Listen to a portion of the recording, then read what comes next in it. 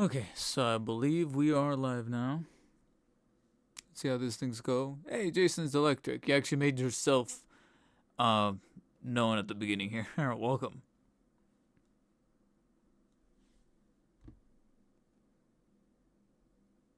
How was that? Oh, okay, that's why.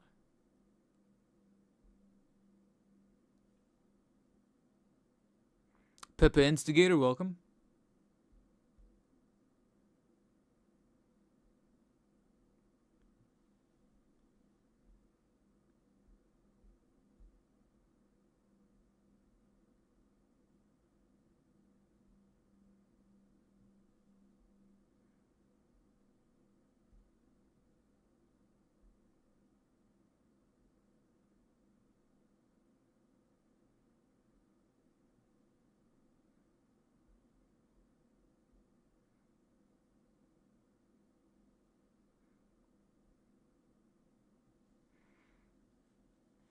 Skelly Bones, welcome to stream. Okay, so let's see how things go. Uh, Considering that, I mean, last week I was thinking that I want to stream, and I didn't really have anything to really greatly talk about, save for the launch of the in-art Arkham Origins Batman. But even then, it was just a launch, and it just showed off more photos. By the way, also, I don't know how I'll be able to verify this over time, unless worst case scenario it just lops right over. But bear with me in case the webcam starts to look a little askew, or if it starts to kind of lean a little bit towards the side. I don't know if I can show it off very well here on camera, but this little piece right here from the thing that kind of actually supposed to hold it like this. This piece right here is supposed to go underneath on the little piece, the mount that screws into the bottom of the webcam. But then the mount is then supposed to grab on to like a sphere, and this is supposed to tighten that grabbing piece. This piece broke. It's difficult to show off on camera, but there is a straight up. Actually, can I show it? Oh yeah, there you go. You can kind of see it split right there. Look at that. Bloop.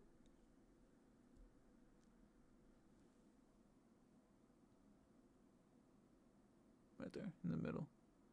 Right there. You can see the split. There's a split. And then naturally, since this is intended to screw to then tighten and reinforce that grip, a break like that, it's pretty much, it's like as morbid as it's gonna sound. It's like when a horse breaks its leg and then the resort is to put it down, which I don't condone, but I'm just saying, like, the old way of thinking used to be like that. These squashers are pretty much identical to where, like, as soon as they break, it's like, well, no, the intention is to screw, and if this thing's not tightening because it's cut open like this, it's rendered pointless. So that's why this little piece that's supposed to grab onto the socket is not grabbing on very tightly. So there's a potential chance of the webcam over time just start to slide. It's not reinforced.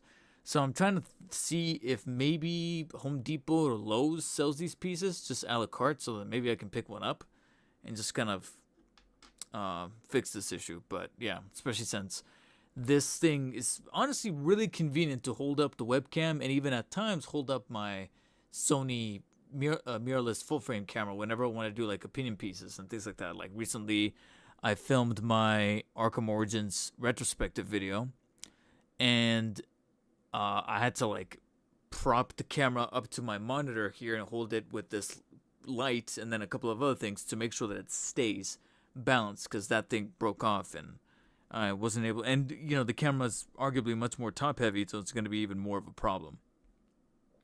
So yeah, that's happened.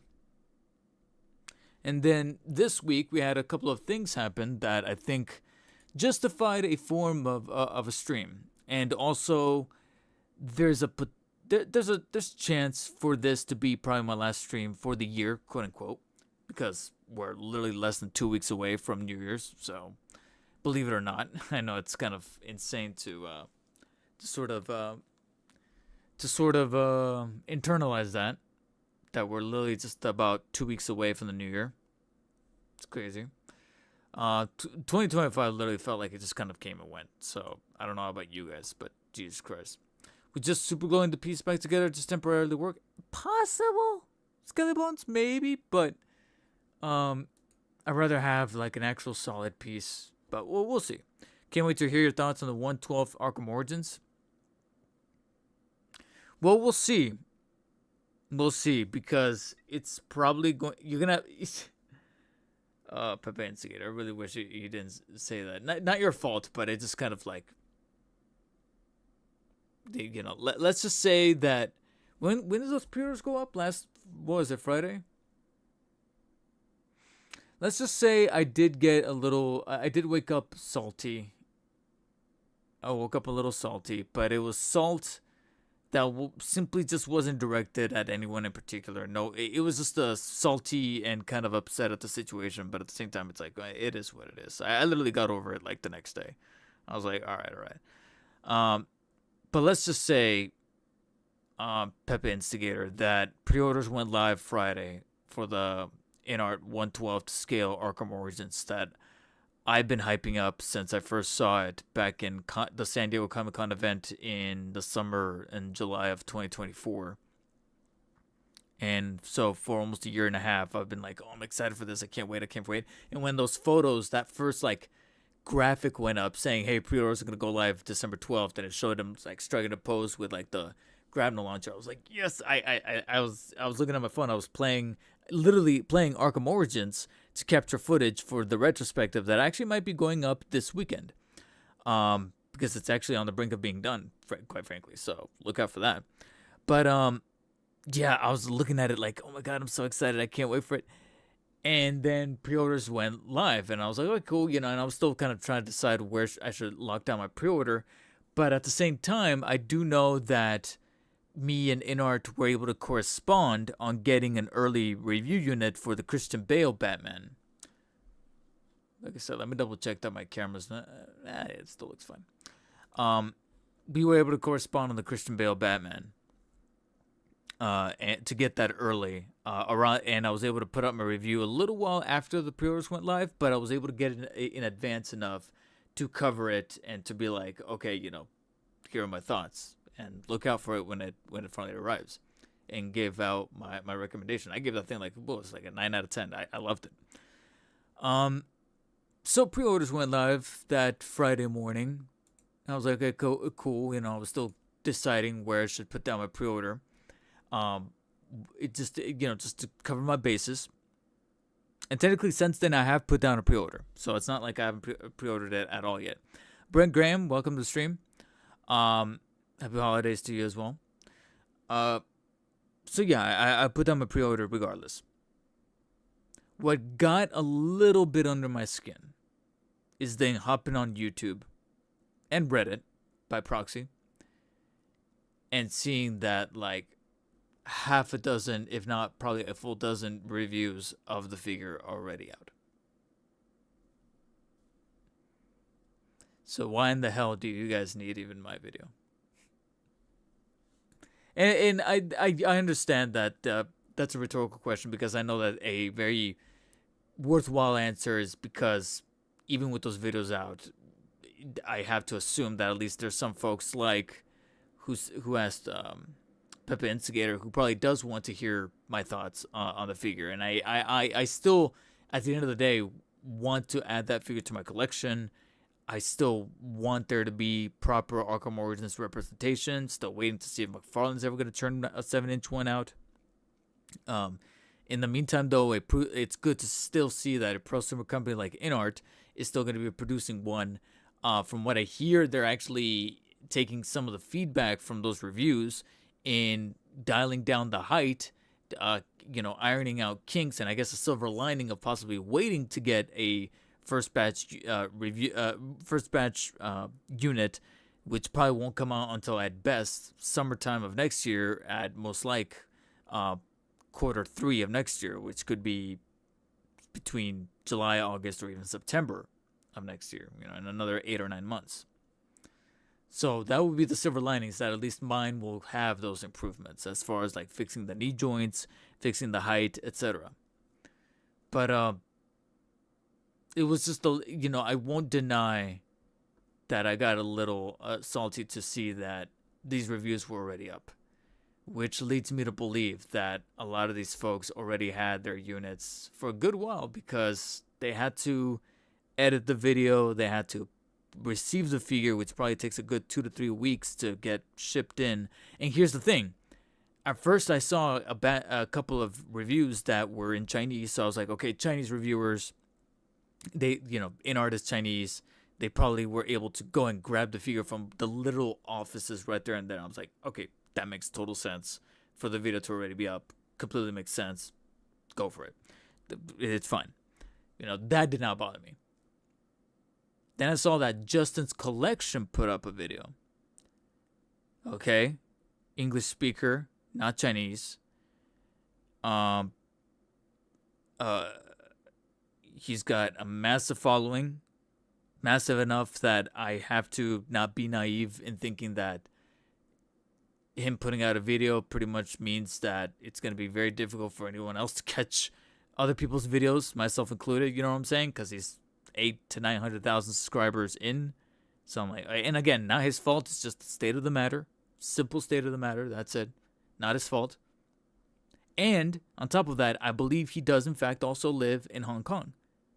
He could literally just go and grab the figure from them. Completely fine. What got under my skin a bit more, that, like I said, for the rest of the day, I'm like, I just want to play video games. I don't even want to edit or nothing. I just want to play video games, which I did. I like I said, I finished up more of the Arkham Origins playthrough. Was then seeing some reviews from reviewers that I know for a fact do live in the States, like Anthony Customs and Nostalgia Unboxed, and I was like, yeah, they live in the States, which means that they still needed to have the figure shipped in 2 to 3 weeks. Probably needed an additional 2 weeks to film their video and edit the footage together. We're looking at somewhere south of about a month in advance of these figures getting sent to them. And unless my thing is glitched, I never got anything in my inbox. Yeah. So there's a chance. We'll see what happens in the next month or two. As far as correspondence or development, but yeah, it was a bummer. But like I said, I didn't blame anyone in particular. I know that things are busy, especially right now with the end of the year. I just want to make that clear. I don't really blame anyone specifically. Like I said, I was salty that first day, but it was literally by Saturday that I was kind of over it, and I was like, all right, I'm moving on. So the silver lining would be that if I have to wait until its official release in September or sometime there, whatever things that they modify the figure for in terms of, like I said, the height, which was apparently a major topic of discussion on social media and on the interwebs within the community regarding the InArt 112 to Arkham Origins Batman, was that it was too tall. On the one, it's funny, I'm of two minds. I know it's going to sound very fence-sitting, but I was kind of two minds where I understood that it is jarring to see how massive and how much he towered over the Christian Bale Batman. But then on the other part of my brain, I don't know, again, you could consider this as being a fence-sitter, but to me, I've always attributed the Arkham Batman, whether it be from Origins or even the proper Rocksteady trilogy Batman from Asylum City and Night, to be a bit more fantastical. It's a much more fantastical universe. It's a universe where Clayface exists, where Bane grows to the size of a building. It's when Titan Joker is a thing. We got magic and interpretations of magic, like the Lazarus Pit with Ra's al Ghul, etc. And therefore, Batman himself is also probably a little bit taller and a bit more swole than your average human being. He's like peak, beefcake, so to speak. He's not necessarily going to be as realistically proportioned as to that of Christian Bale, who is an actual real life actor. And I think that's probably what creates this jarring perception amongst the community, saying that the scale is off, which it technically is, but at the same time, I'm able to accept Arkham Origins Batman being that much taller than Christian Bale, because, like I said, I think something that doesn't help the perception is that we know what Christian Bale looks like outside of the suit. We know that he's a real life actor that exists in real life. That is, I think, how tall is he? He's 6 foot, but I think he's a couple of inches shorter than what Batman is canonically. Christian Bale height. He's exactly 6 feet. I believe Batman is supposed to be 6'3" canonically. So he's just a little shorter. Just a smidge.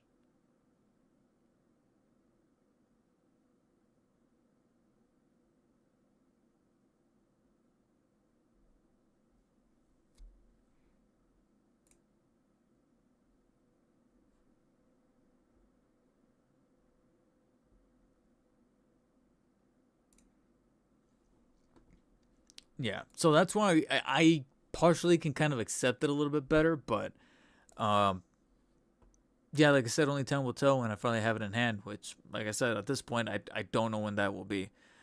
Could be as early as maybe if they manage to correspond with me in the next month, or it could be as late as when it officially releases in August or September of next year. Happy birthday to me. And it's just something you're gonna have to accept. Your reviews go in depth, bro. Watching day one. Thank you, Peppa Instigator. Your videos are unique and most likely I don't watch other reviews. Thank you, Jesus Electric. I mean, I appreciate the compliment. Heard the height won't be fixed because it's already in production and it's too costly, and the person reassuring people about changes is only a marketing person with nothing to do with. Really? Maybe in-art would be nice enough to consider for the battle damage one. Is there gonna be a battle damage? Did they say that there was gonna be a battle damage one? I don't know.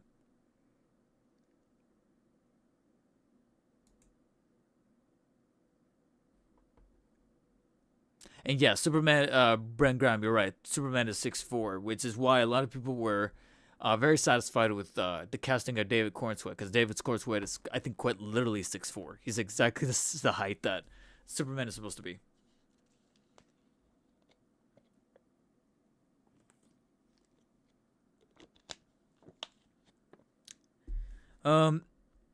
So yeah, we'll see what transpires with that in art. There's so many things that are kind of left up in the air right now, especially with the holiday season creating a form of a crunch. In that same breath, I can tell you guys right now, I know exactly what my last 2, possibly 3 videos of the year are. Like I said, the next one is practically in its final stretch that I'm pretty confident it'll go up. For sure, it'll go up Sunday. It could go up Saturday, but I'm a little doubtful. But for sure, Sunday, which is going to be a retrospective and also argument. It's going to be both a retrospective, looking back at the game, and also a argument that I'm pretty certain everybody agrees with, which is that it's time to remaster or possibly even remake Batman Arkham Origins, like the game itself. And so I made a retrospective video with a recent playthrough of Arkham Origins on PC. And like I said, that video is practically, it's like 90% done. So for sure it'll go up Sunday. It's possible it might go up Saturday, but I'm not holding my breath on that one. And then after that, I was going to review, well, I mean, I've already shot the review. I'm actually editing it right now, of this guy that's also in the form of a retrospective, because I know that he's been out for a while.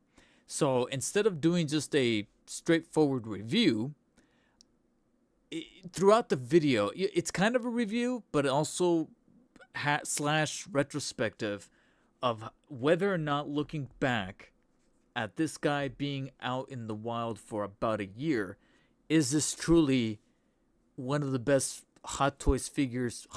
sorry about that. I don't know why I hacked right there.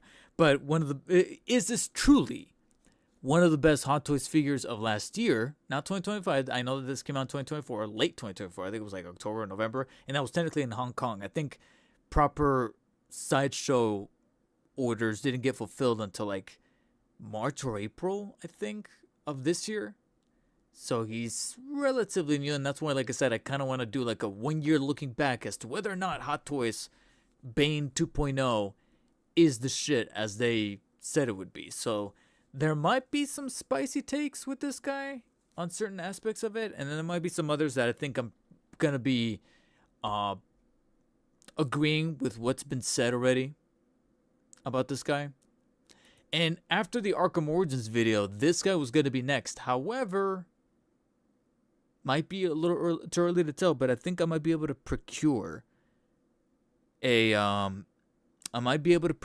unit for that Spider-Man 2099 reissue / remake by Marvel Legends. You know that you know how Marvel Legends is redoing the 2099 Spidey on a new body with like new joints and giving it a do-over from its original retro card release. I believe a shop that I like to give my patronage to, and I often plug in my videos, Mike's Toys and Stuff, in Orange County, California. He might have been able to set one aside for me, so I might be able to pick that up. And so before putting this guy's review out / like I said, 1 year retrospective, I might be able to provide a comparison of the new 2099 Spider-Man Marvel Legends versus the original, because I know that that would make for some content, and I'm pretty certain that some people probably have that on their minds right now. Like, is that upcoming 2099 Spidey going to be better than the original, or is it really worth the hunt? Is it going to be worth the money, etc.? So, yeah, I might be able to acquire that, and therefore I'm like, I think I actually might pivot and deliver that video first, and we'll see if time will tell if I'm going to be able to wrap this guy up as well. I feel like I'm holding an Oscar. So it's possible that my last 3 videos will be that Arkham Origins retrospective, the 2099 Spider-Man comparison, and then finally this guy. And then I'll decide what my first video of 2026 is, which we'll circle back to that topic after we tackle the first 2 big picture topics. Because there is something to think about and argue and sort of debate regarding going into 2026 and how to handle action figure collecting in 2026. So we'll see. Big Rib, welcome to the stream. How's it going, man? Bane's hands look a little small, but damn, he's a thick man. Yeah, I mean that. I think I even bring that up in the video where, despite the things that they've managed to create as a form of a work of art, like Hot Toys tends to do, and how people glaze that figure left and right. Something that I feel like they still were not able to fix, that I saw from its first prototype photos to even the final blogger photos, and even now holding it in hand, something that never disappeared was just how small the hands look. And I'm like, why do they look so small? What is it, the wrist, or is it the actual hand? I don't know. McFarlane 2-pack Nightfall Bane, his best common accurate figure. Oh, the one with the cloth cape? I mean, the nylon cape?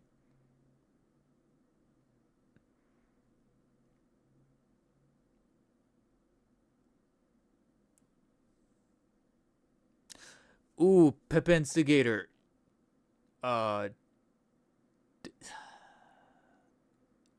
I think you should play the game only because the video will have spoilers. There will be a spoiler warning at the beginning of the video. I am going to put it in there. But just giving you a heads up, there are going to be spoilers in the video. Unless you don't mind. Because apparently, as a society, we're not minding spoilers anymore because nothing matters. Oh, man.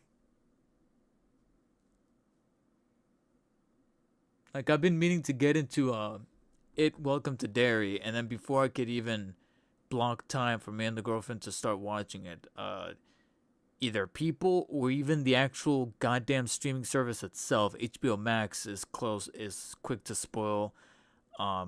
Netflix themselves spoil Stranger Things literally the day after, or that weekend, that Thanksgiving weekend. They were already showing shit that I'm like, really?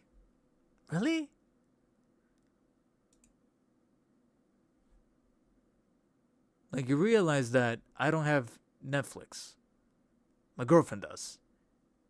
And it was earlier this year where they finally cracked down on our account for password sharing. Because I was able to put it up on my TV with, by signing in with her login information. But of course, eventually I got the big get fat notification saying, "Hey, this is not your house." And I'm like, God damn it. I could only get away for it. You can only hit the little option that says, "I'm on a trip," so many times that eventually they're like, all right, shut up. Get your own account. And I'm like, all right, yeah. So I either have to watch it at our house or I have to buy my own account. And I'm like, I am not in a good financial state to be buying my own Netflix account. If anything, I'm actually going to be meeting up with a buddy of mine who's actually started off as a viewer of the channel, a viewer of the content, who happens to live here in the same town that I live in. I'll be meeting up with him to possibly sell him some Hot Toys figures, because it's one of which I didn't really want to sell, but money's getting tight. And then tomorrow I might be going to a shop that's named Book Off. I don't know if any of you guys have heard of a store named Book Off. They have a couple of stores here in the Inland Empire area, and I'm gonna go to one of them tomorrow to see exactly what the trade-in value is for a couple of collector's edition video games that I have, video game collector's editions, one of which I haven't even opened. And because I haven't opened it, I was like, yeah, it's just been sitting in my room. I guess I might as well see how much I could get for it. And if it's a good amount, I'll be like, all right, take it. I'll take either the cash or check if need be. And that way I can pay off phone bills, pay off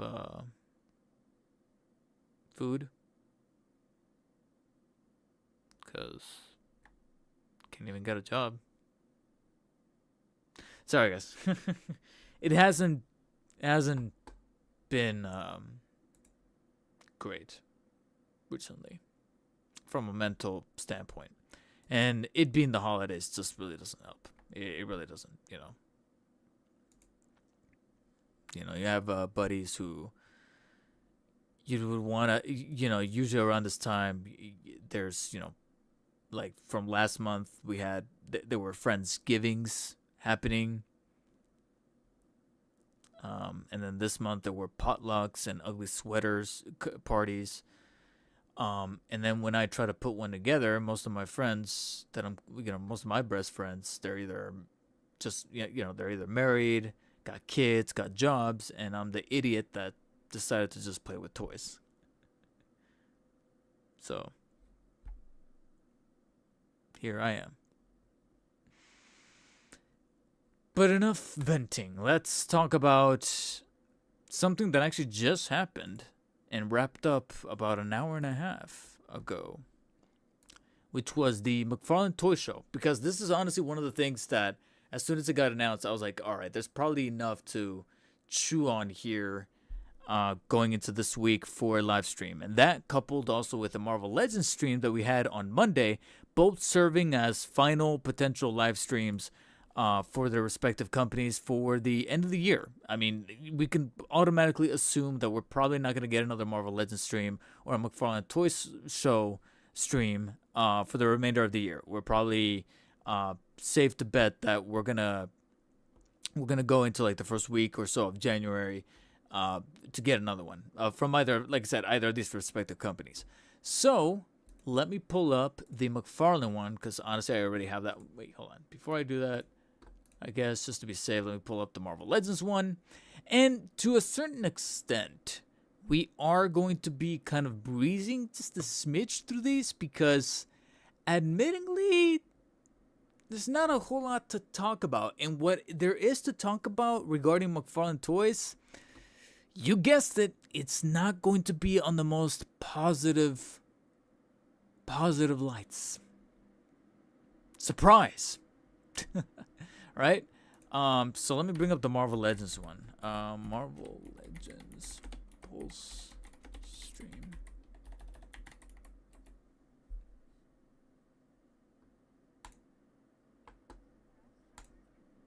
Is this the... Yeah, streamed 3 days ago. Okay, go.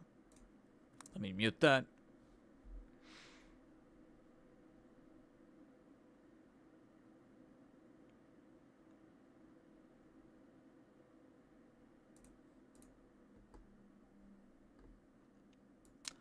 See, it's funny because I get giddy seeing that it's 45 minutes, only to then realize that it's literally nothing but just 10 minutes of starting soon screen. Like, Christ, dude. Like, just start the fucking thing. Like, yeah, I don't get it.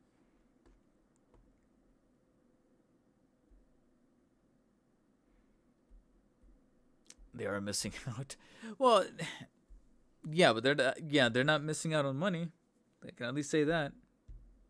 They all have their own places. Still living with my parents at 34 years old. But anyways, Michael Gutierrez, welcome to the stream. So before I go into the Marvel Legends ones, which is arguably going to be the quicker one, let's go through the McFarlane Toys one, because I'm pretty certain that that's probably the one that's a bit on the most freshest of people's minds right now. So let me switch the screen, and I forgot to... Is it this one? Yeah, I think it's this one. Okay, cool. It worked. Let me go into theater mode just to kind of blow this up a little bit. Okay, that's looking good. So and look at that. Only 2 minutes of starting soon screen. Take notes, Marvel Legends. So it starts off with AJ, brought in by my doppelganger, Claudio, because I've actually already gotten a couple of...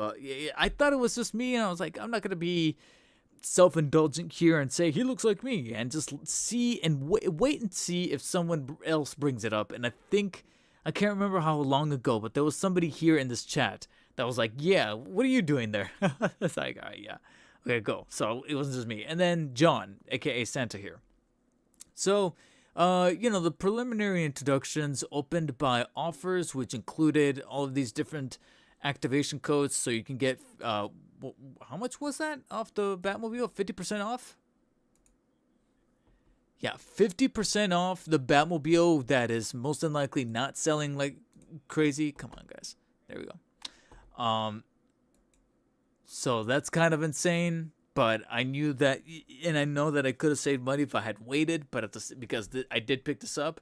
But at the same time, being a content creator, I knew that I knew that I would risk missing out on sales and deals and coupon codes like this if it meant getting it as early as possible so I can cover it in a video. So, yeah, that for sure needed to happen. Oh, excuse me.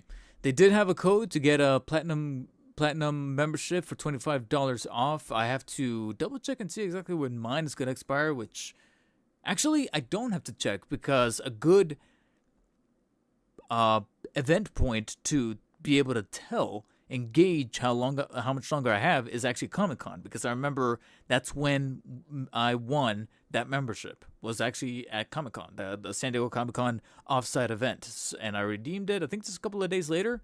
So end of July, beginnings of August is I think when my platinum. So we still got a good 7 months left. Cool. Perfect timing. So they pretty much just recapped the stuff that's currently available, that's been going up for pre-order or has launched into stores as of late. So obviously the Fallout stuff, especially since Fallout Season 2 debuted literally yesterday, I believe. So they're recapping on that. Fiduciary responsibility to plug in not only Fallout, that debuted its first episode on Amazon Prime yesterday, but also the Avatar Fire and Ash figures for which the movie debuts I think tonight. So if you guys don't want to have that Avengers Doomsday trailer spoiled for you, then probably avoid social media. I'm almost at the point of not caring and feeling completely apathetic about Marvel at this point, unless they could do something really, really crazy. But to be honest, I think that's going to be a little difficult to do, considering that I am, unfortunately, of the mind that them bringing back Steve Rogers is feeling a little desperate.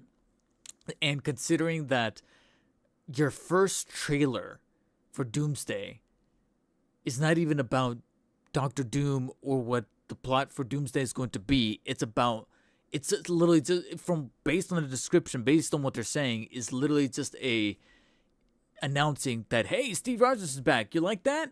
And I'm like, remember when the first trailer for Infinity War came out and it was literally about what kind of threat Thanos was posing and showing the fear in our heroes' eyes of how much damage Thanos is going to be wrecking and the impending cataclysm on the horizon.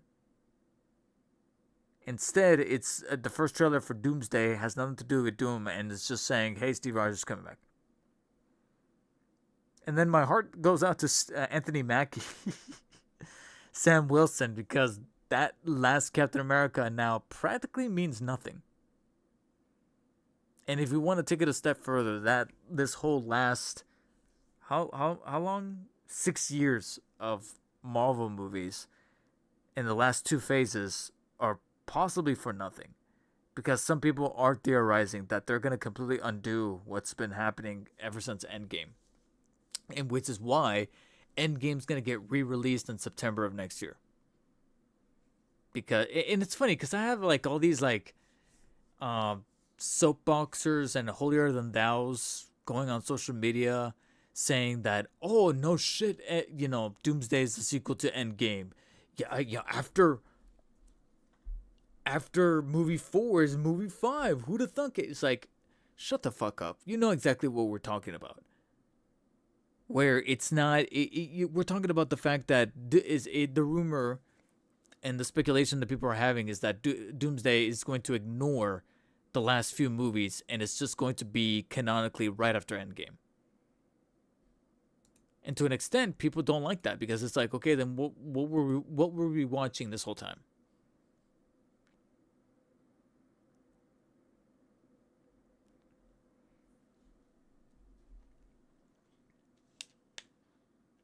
I'll wait until the trailer's legal online. Yeah, it's like, just wait. Like, some people are going out of their way to try to find and post the brand new Day trailer, and lo and behold, you're getting cease and desist from Sony. I'm like, yeah, good. Just fucking wait. Going back to my rant about Netflix spoiling Stranger Things, just the accounts themselves are itching to spoil shit for you. Just wait.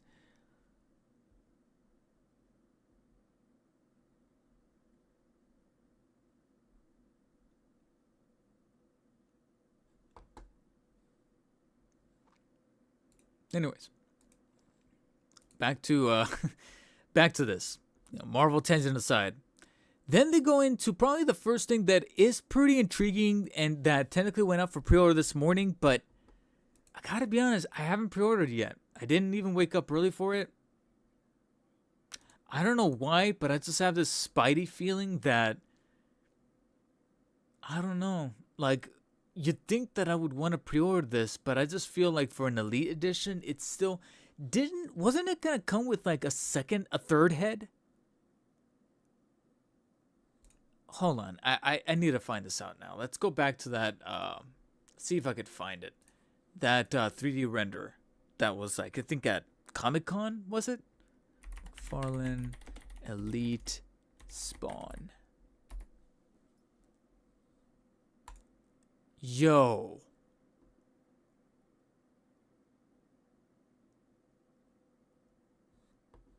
Yeah. Or as Metallica would say, yeah. Look at that. You get you were supposed to get 2 other heads. And I understand it, not final prototype shown. So let me rephrase. Let me be proper here and say that they were alluding to getting 2 more heads. For $60, this right here actually was pretty cool. So what are we officially getting now? I guess they're just getting rid of the 2 heads. Everything else I think is still on par.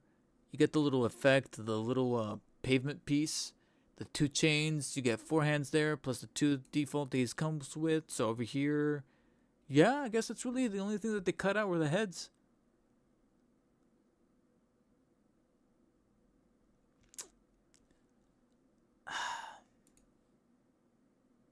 I don't know if it was a licensing thing or what, but at the same time, it's McFarlane. He owns the license. I guess it must have been a budget thing. They probably racked up the numbers and were like, yeah, we're going to have to charge like 70 or 80 if we do those extra heads. And even then, I'm like, include the heads. Do it. This is your baby. Like, I don't know. And therefore, I I don't know why, but I just wasn't moved to purchase it. You know, I feel like right now, this definitively feels like the kind of figure that if I see it in store, I'll likely pick it up come January. You know what I'm saying? But am I moved to have woken up early this morning to pre-order it? Not really. Now, since then,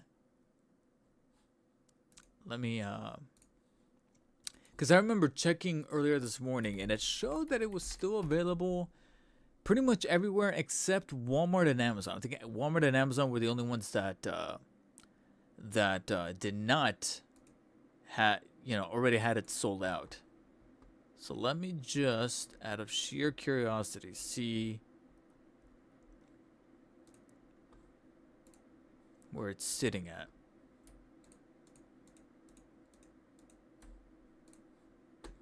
Yeah, so Amazon definitely sold out. You can see right there. Amazon sold out.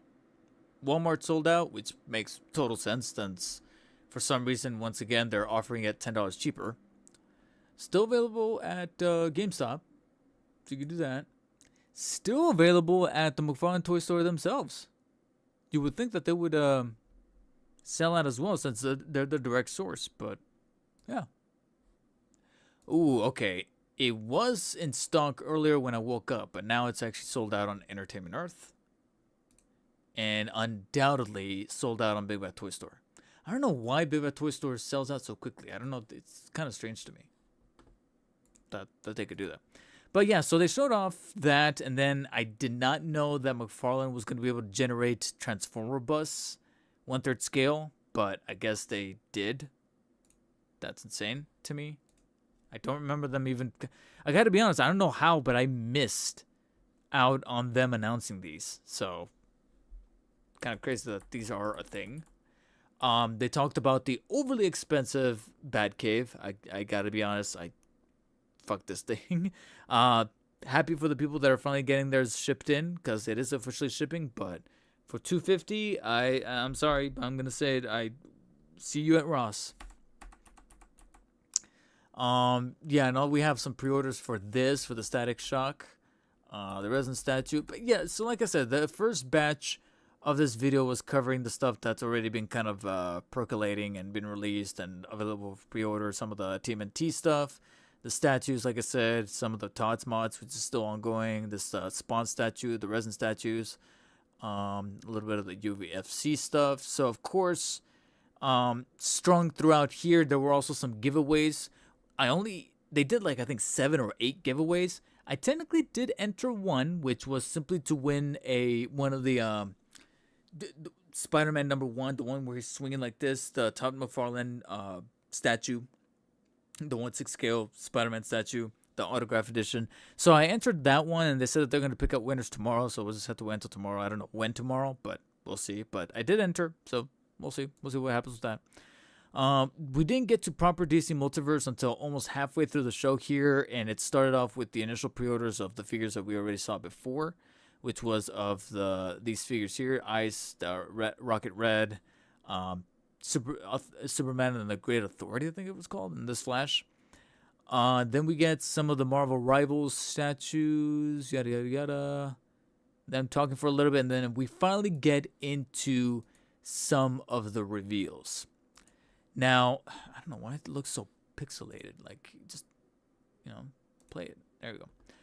Starts off with this guy. I gotta be honest, I'm blanking out on his name. What was his name? Blackhawk. Okay. So, 2 things. 1, never heard of this character. 2, is it just me, or can I tell right off the bat that it's lifting pieces from the Steve Trevor Page Puncher? Yeah. Continuing, and they did say that they're starting off with these Page Punchers. Again, this is the Plastic Man just assembled, as we've seen before. This guy, I can't remember who he is. I gotta be honest, I really can't. This guy, though, it's funny. Out of this bunch, kind of shows off to what kind of sick mind I am. But this is probably the only figure out of these initial Page Punchers that I got. Or is it Page Punchers or Collector's Editions? Oh, no, they're Collector's Editions. I'm sorry. Yeah, they were. This is the only Collector's Edition that I looked at and went, kind of dig it. which is Professor Pig. I like the assembly. I like the solid nature of it. I like the accessories, the felt good apron that he's got going on. Um, and he's a, for lack of a better term, pretty fucked up Batman villain. One of the most deranged ones that I actually do like Batman going up against. So that one actually I am pretty excited and good to see a prototype fully realized there, aside from our 3D render.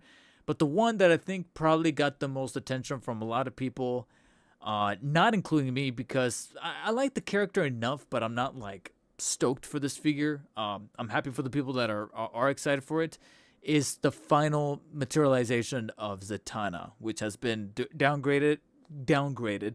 I say quotes because at the end of the day, I feel like this is kind of a good thing because it makes her more affordable. It makes her a bit more widely available, which is that she was downgraded from an Elite Edition to a Collector's Edition. So she's got just going to be $35, maybe $40 in certain markets. But very cool that they are not sacrificing the Detective Chimp minifigurine, so that's awesome. They did say that she's going to come with a removable top hat, so this top hat will be removable, which kind of explains why it's a tad bit on the oversized area, because looking at it, it does look like it's massive, like a helmet, but it kind of has to be if it's removable. If it was to size, I would automatically assume that it wasn't going to be removable. So because you have to, add extra dimension to the hat so that you can, place that plastic over the plastic that's going to be her hair. Because unless they were to actually, implant actual wool hair like artisan style, that's not going to happen.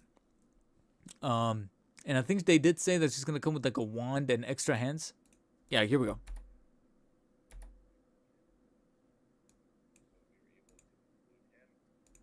Can you guys not hear that? Oh shit, hold on. Sorry, I just realized that you guys cannot hear that. Let me see. I think I know why. It's because when I was capturing footage for the Arkham Origins playthrough, I swapped to the TV and not. Let me see if this works. Has two magic hands, a removable top hat. Yeah, now you can. And she also has two magic hands. We were able to include him. And she has two magic hands, a removable top hat, and she also has a magic wand hand as well. It's not seen in the photo, but she has a hand that's already holding a wand. Sculpted wand, right? Sculpted wand hand. So that's going to be a big one. And all of these figures will have their respective Platinum Edition variants as well. So when he says two magic hands, does that include the magic hand that we're seeing here? Something tells me, based on his wording, what I'm assuming is going to happen. And he didn't say an extra wand. He said wand hand. So it's probably going to be like a sculpted, a wand directly sculpted into the hand to look like this. Kind of like a little bit of foreshadowment here. Like the Christopher Reeve Collector's Edition that came out last year. That came with the Kryptonite hand. Where it's like the little piece of the Kryptonite shard, but it's sculpted and put inside of his hand. I think it's going to be like that. Which then means that she's probably only going to come with 4 hands. These two that you see before you here, an extra like spell casting hand for like maybe the right, and then the one hand is going to be on the left. And that's it. I'm also noticing that one little sacrifice that probably needed to be made, it makes sense. It's a bummer, but it makes sense. Is that, if I'm not mistaken, there was rumors going around that when she was an Elite Edition, these stockings were actually going to be real felt good stockings layered on top of the plastic to look like actual like premium quality stockings. As I can kind of tell from this rotating shot, I think they reduced it now to simply just being paint apps on the surface of the thigh piece. So it totally makes sense for that to happen because now we're making it more affordable. Exciting, and they'll have different costumes and deco. And some actually, I think some have different facial expressions as well in some of those. And like you mentioned, there's going to be Platinum Editions for all of these right here, which I'm curious to see what the Platinum Edition is going to be for Professor Pig and Zatanna herself.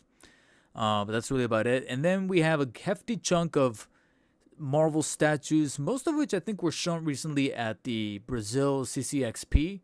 We got this Spidey right here, which I will admit does look kind of cool. I don't know if I'm like super gung ho to pick it up right away, but I do like the effect of him crashing through the window right here, and this kind of like parallax effect with the buildings in the background right there, right sandwiched in him sandwiched in the middle. I know some people are very, very, very likely going to be stoked to have this old school looking Doctor Strange. And I think one that's going to sell like hotcakes is going to be this Jim Lee Gambit. Because I know that there's a lot of weird Gambit fans out there. Here's the thing. Gambit is cool. He's actually one of my mains when I play old school MVC. But, like, Gambit fans, they have this, like, thing where it's almost like they act like the dude's real. You know what I'm saying? Like, hey, Gumbo, look at that. It's Gumbo. And I'm like, shut the fuck up, dude. Just, I don't know. I just get this vibe from them that they're just weird. I'm sorry. It's how I feel. They come off as bros, you know, like crypto bros. Whenever they talk about Gambit, I'm like, okay. Anyways, we got a comic book lizard here, which is actually perfect timing since Marvel Legends revealed their comic book lizard, which I actually did put down a pre-order for, not only because it's an Amazon exclusive and I felt like the window on pre-ordering that guy at MSRP was closing, but also I really do dig this look of lizard. So I'm actually pretty curious to have a proper Marvel Legends of that guy in hand, as chunky as it looked. I think I covered this on the last stream. And so now McFarlane is now going to be doing their own 1/10 statue of it. I believe these are all 1/10. So, yeah. And then I think this is 1/6. I could be wrong. Let me see. Let me see if I can hear the voices. At least from Marvel Claudio, what we got? We got the Juggernaut. Bitch. Everyone's thinking. I'm not gonna say it online. Come on, man. This is based off Spider-Man number 16, based off Todd's art. Now, this will be a Target exclusive.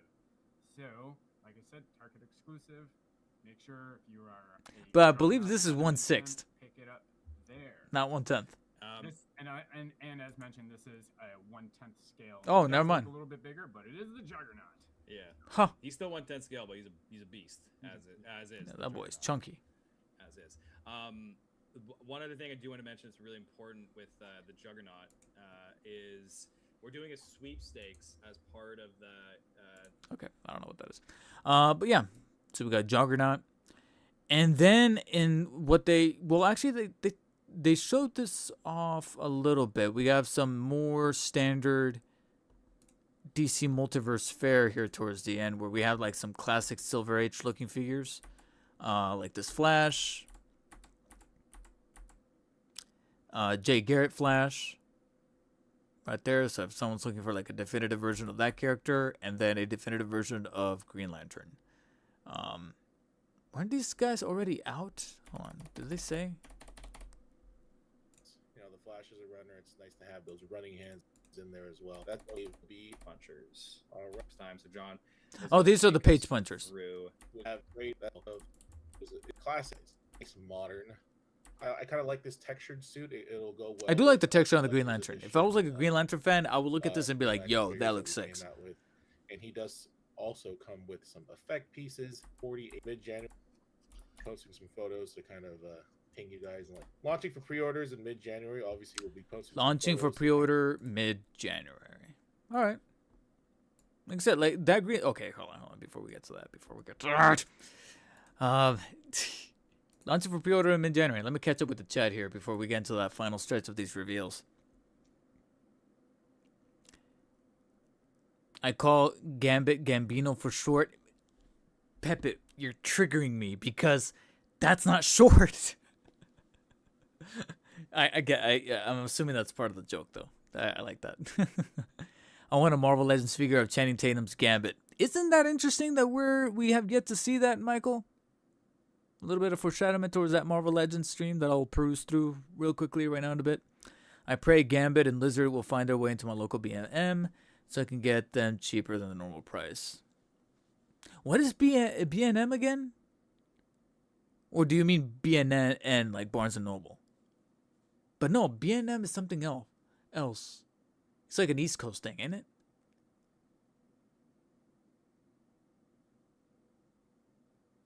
Yeah, I don't know why. That's a thing, Skelly Bones. And we're going to, like I said, like they did it with Zatanna, and then they do it with another big anticipated figure here towards the end of the McFarlane stream, where they keep talking about the accessories, but they never show them. And let's play devil's advocate. Probably don't have them on hand. They probably were under crunch time wise, and they're like, okay, we can print out a prototype of the figure itself, but you're gonna wait either longer for the accessories and just sacrifice showing them off and just describe them, or wait, we're gonna have to reveal it later. So that's probably the compromise that they made. I pre-ordered the Spawn, will be my definitive Spawn. He definitely looks like a definitive Spawn. It's just that maybe if I had a stronger affinity for the character, I always thought that he was badass and cool looking, but I feel like I need to jump on board with the comic book reading to then feel stronger about the character, to where I will wake up at 9 a.m. to pre-order figures based on Spawn right now. And Michael Gutierrez, you said that's not Plastic Man, it's Elongated Man. I know it's Elongated Man, but I feel like it's a repaint of Plastic Man, because I'm looking at the arms and I'm like, it looks like the Plastic Man pieces from that Build-A-Figure, from that JLA Build-A-Figure, just assembled and repainted. That's what I was saying. Are you gonna watch Lanterns? I am. Yeah, I'll check it out. I gotta be hot. I don't know if this is considered a hot take, but I hate it when our first look of a show, whether it's DC, Marvel, or any property really, any show that we're excited for, and HBO has a HBO/HBO Max, they have a tendency to do this, and I kind of hate it. But I know that they're technically not the only ones. I know that Disney Plus, they do this a lot, where our first look of a show is inside of one of those like sizzle reel things. Fuck off. I hate that. I don't know why, but I just hate that, because now you have a very asynchronic music playing in the background. The clip is only like 10 seconds long, and it's out of context. I don't know why. I know it's, like I said, a potential hot take. I hate it. I hate it when they do that. And unfortunately, they did it with Lanterns.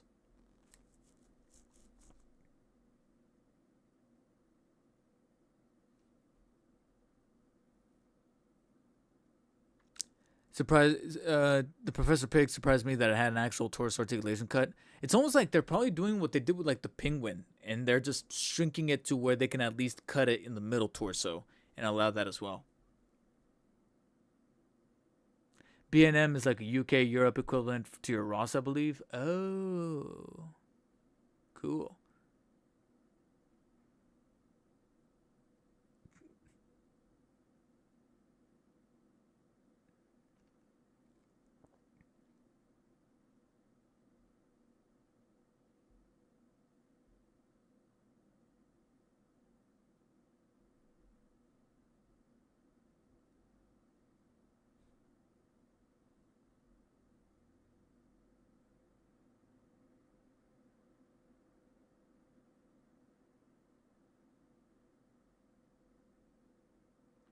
No, I mean, Michael, going back to your topic about Sam Wilson being in the movie, I know that he's going to be in the movie. I just know that he's not going to be the main Captain America, because now Steve Rogers is back.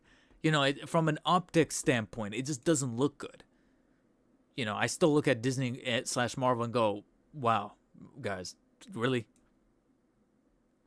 And also, Michael Gutierrez also want a Marvel Legends figure of RDJ's Doctor Doom. You'll get it. It probably just, to be quite honest, it won't be around release time of the movie. I think theoretically, I can spitball it right now. I can honestly see a Marvel Legends figure of the Robert Downey Jr. Doctor Doom, probably like March or April 2027. Realistically. Look how long it took them to make Deadpool and Wolverine figures. Year and a fucking half. Best case scenario, like I said, March or April. But even likelier scenario, probably by the time Secret Wars comes out, you'll get a Doomsday wave of figures. Anyways, let's finish off the McFarlane Toys holiday special with a very, very, very special rant. I know I didn't react to this live. It came on at 12 p.m. Pacific, 3 p.m. Eastern, but 12 p.m. Pacific. And it was almost just about 20, 30 minutes after I finished my breakfast. And I thought to myself, you know what? With the way I've been feeling about McFarlane toys and the way that general toy collecting here in the States has kind of put me in a bit of a funk. I'm not gonna raise my expectations to a level where I feel the need to watch this in real time or react to it live in real time. I'm simply just gonna watch it, gather my thoughts as best as possible, so that then I can regurgitate them here in a live stream after finally marinating on them. And even with that, buffer of time to really ponder as to whether or not this was the right move forward with a new wave of theatrical edition releases going into 2026, January of 2026, I still feel just as equally disappointed. Now, I'm not saying that there isn't I'm not saying that these are like vapid releases without reason for them to be released. No, I understand that the fundamental reason for why these things exist is because to give people a proper chance, a second chance of picking them up without going through different hurdles that they had to go through initially, which was honestly the reason for why their first reveal in this new theatrical edition made total amount of sense to me, which was their reveal. So we and then but tricky DC Bane. So this Bane.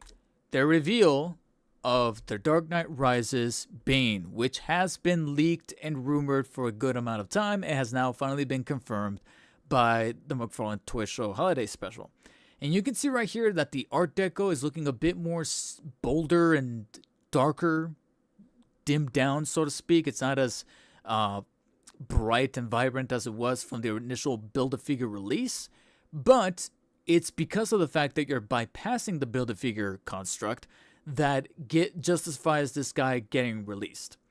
With that said, we're still dealing with an inherent problem that I don't see getting rectified anytime soon, which is that this is part of the deluxe theatrical edition wave, and judging by that initial that's the thing, man, is that judging by that rotating shot before we get to the next one that truly did piss me off to the point where I even had to go into the chat and post a little comment. You're only getting his extra hands. The trading card with the propping up base, and then another base with these, what they call blown up poster cards. Basically taking posters from the marketing material of the movie and creating this like construction card representation of it. You mean to tell me that there was no way that we can at least trade this poster card for, I don't know, maybe the broken bat piece? The broken cowl piece from his fight with Batman in the sewers? We couldn't have done the felt goods jacket that platinum edition that came out a little while ago came with? We couldn't do... Actually, perfect example, because I have the Hot Toys out right now.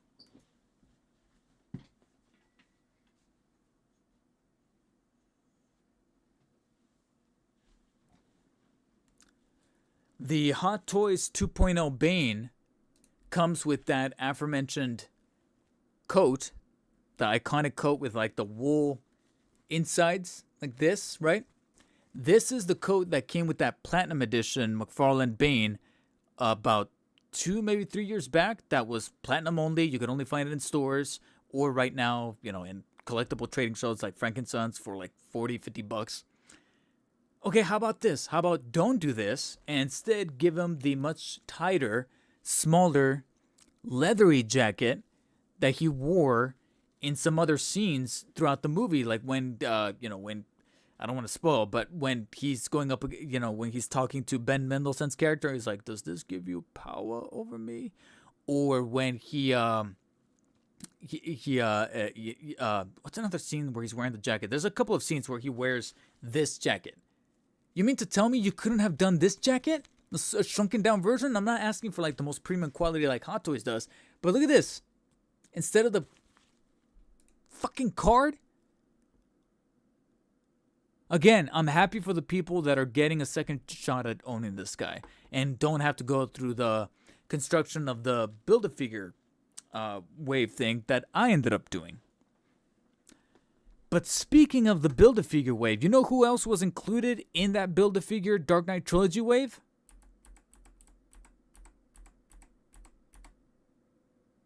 Joker.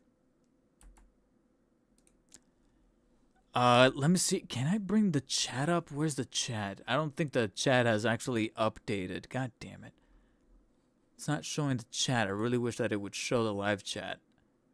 Yeah, I don't think it's like updated properly to rewind the chat.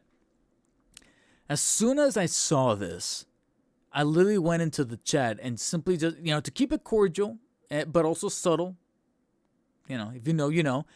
I just went into the chat and typed in number 5. Because if I'm not mistaken, this is the 5th fucking time we get Heath Ledger's Joker in McFarlane Toys form. And this is coming from a huge Dark Knight glazer, huge Heath Ledger Joker glazer. But, guys, again, we got the blown up poster here in this card form. The figure itself doesn't seem to have been changed all that much except for some bolder colors and then some extra little varnishes for maybe the hair. But aside from that, alternate hands, okay, with one of them having the card sculpted into it. And I do like that we got the weaponry here on the sides. Now that we're able to bypass the whole 17+ thing for the included weapons, we got the bazooka, the automatic pistol, as well as the Tommy. I don't want to call it the Tommy gun. It's not the SMG. Sorry, the SMG from the Bad Pot scene, and then the Switchblade. I believe that's the Switchblade over there.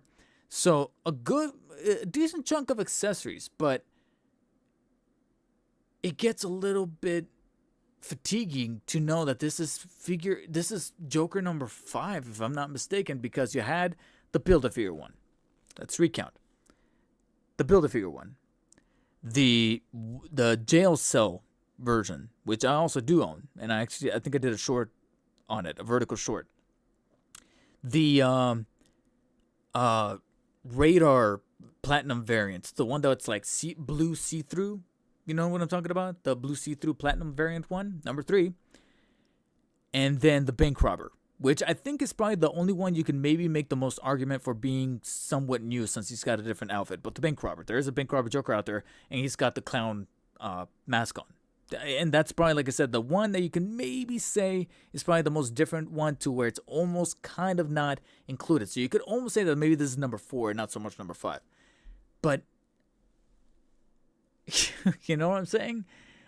So again, we can still go back to the argument that for those that didn't pick it up initially, for $35, you can get this guy. But again, going back to that Bane, $35, and you don't even include the jackets. It's just the extra hands. You got this extra card right here. And going back to this Joker, we couldn't do a felt good coat. I'm sorry, but you know how hard it would have gone? You know how hard...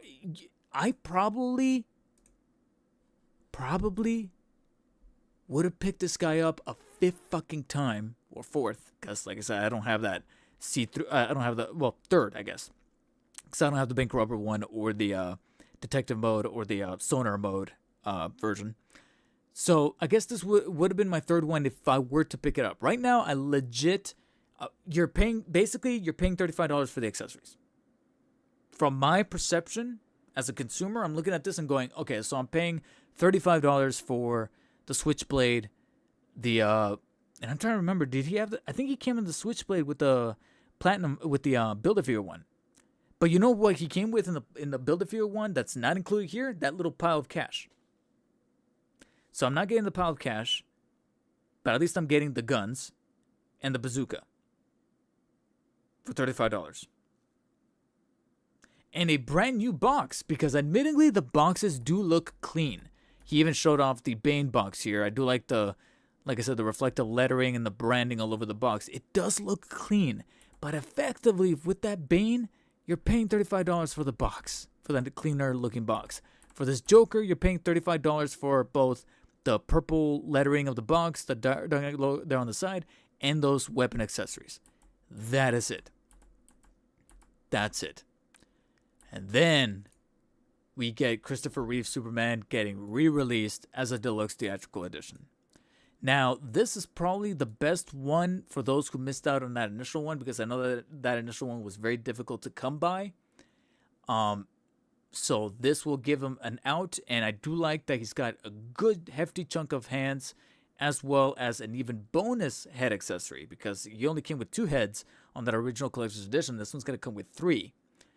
But that smiling one looks a little weird.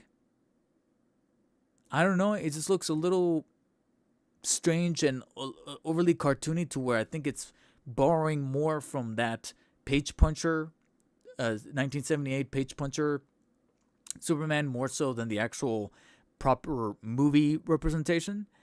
And then the way that cape is just bouncing off of him here at the I'm really hoping that that's just an isolated thing to the prototype, because the original came with the wired cloth fiber,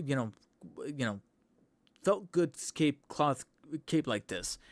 And that one didn't have the protrusion of the cape here towards the top parts of the collar like this one does. Ain't no way. So I'm hoping that this is a very isolated thing. Apart from that, this is probably the only one I look at and I go, okay, if you missed out on the first one, this is actually a good pickup for $35. It is. Right now, I don't see the incentive, but this is probably out of the 3, the one that I can knock down the least. Initially it was Bane, but now I'm actually kind of changing my mind. I think this one's the one that probably makes the best case for itself. Ish. And even then, I hate to say it, but all 3 of these I have no incentive of picking up. And effectively, like I said, it's more so about that boxing that you're paying the extra prices for. And I couldn't help but just dig my fingers into my eyes when I saw those reveals, thinking to myself that this whole time we could have had Brandon Routh Superman Theatrical Edition, Tom Welling Theatrical Edition, news on the Melissa Benoit, I think her name is, Supergirl from the CW. And then jumping out of theatrical editions, going into the comic book stuff, no 2025 Batman, no Absolute Batman, another TMNT shown off here for some reason. What could they possibly end off to at least close out the show on a high note? Well, I'm actually surprised that it wasn't Black Canary. It was, in fact, the Jack Nicholson Joker. Fully rendered and materialized in 3D prototype form. And admittingly, it does look good, but it was very, I don't want to say cute, but very intriguing to hear him say. What else? So, is based on the Batman '89 comic. So, just Batman '89 comic.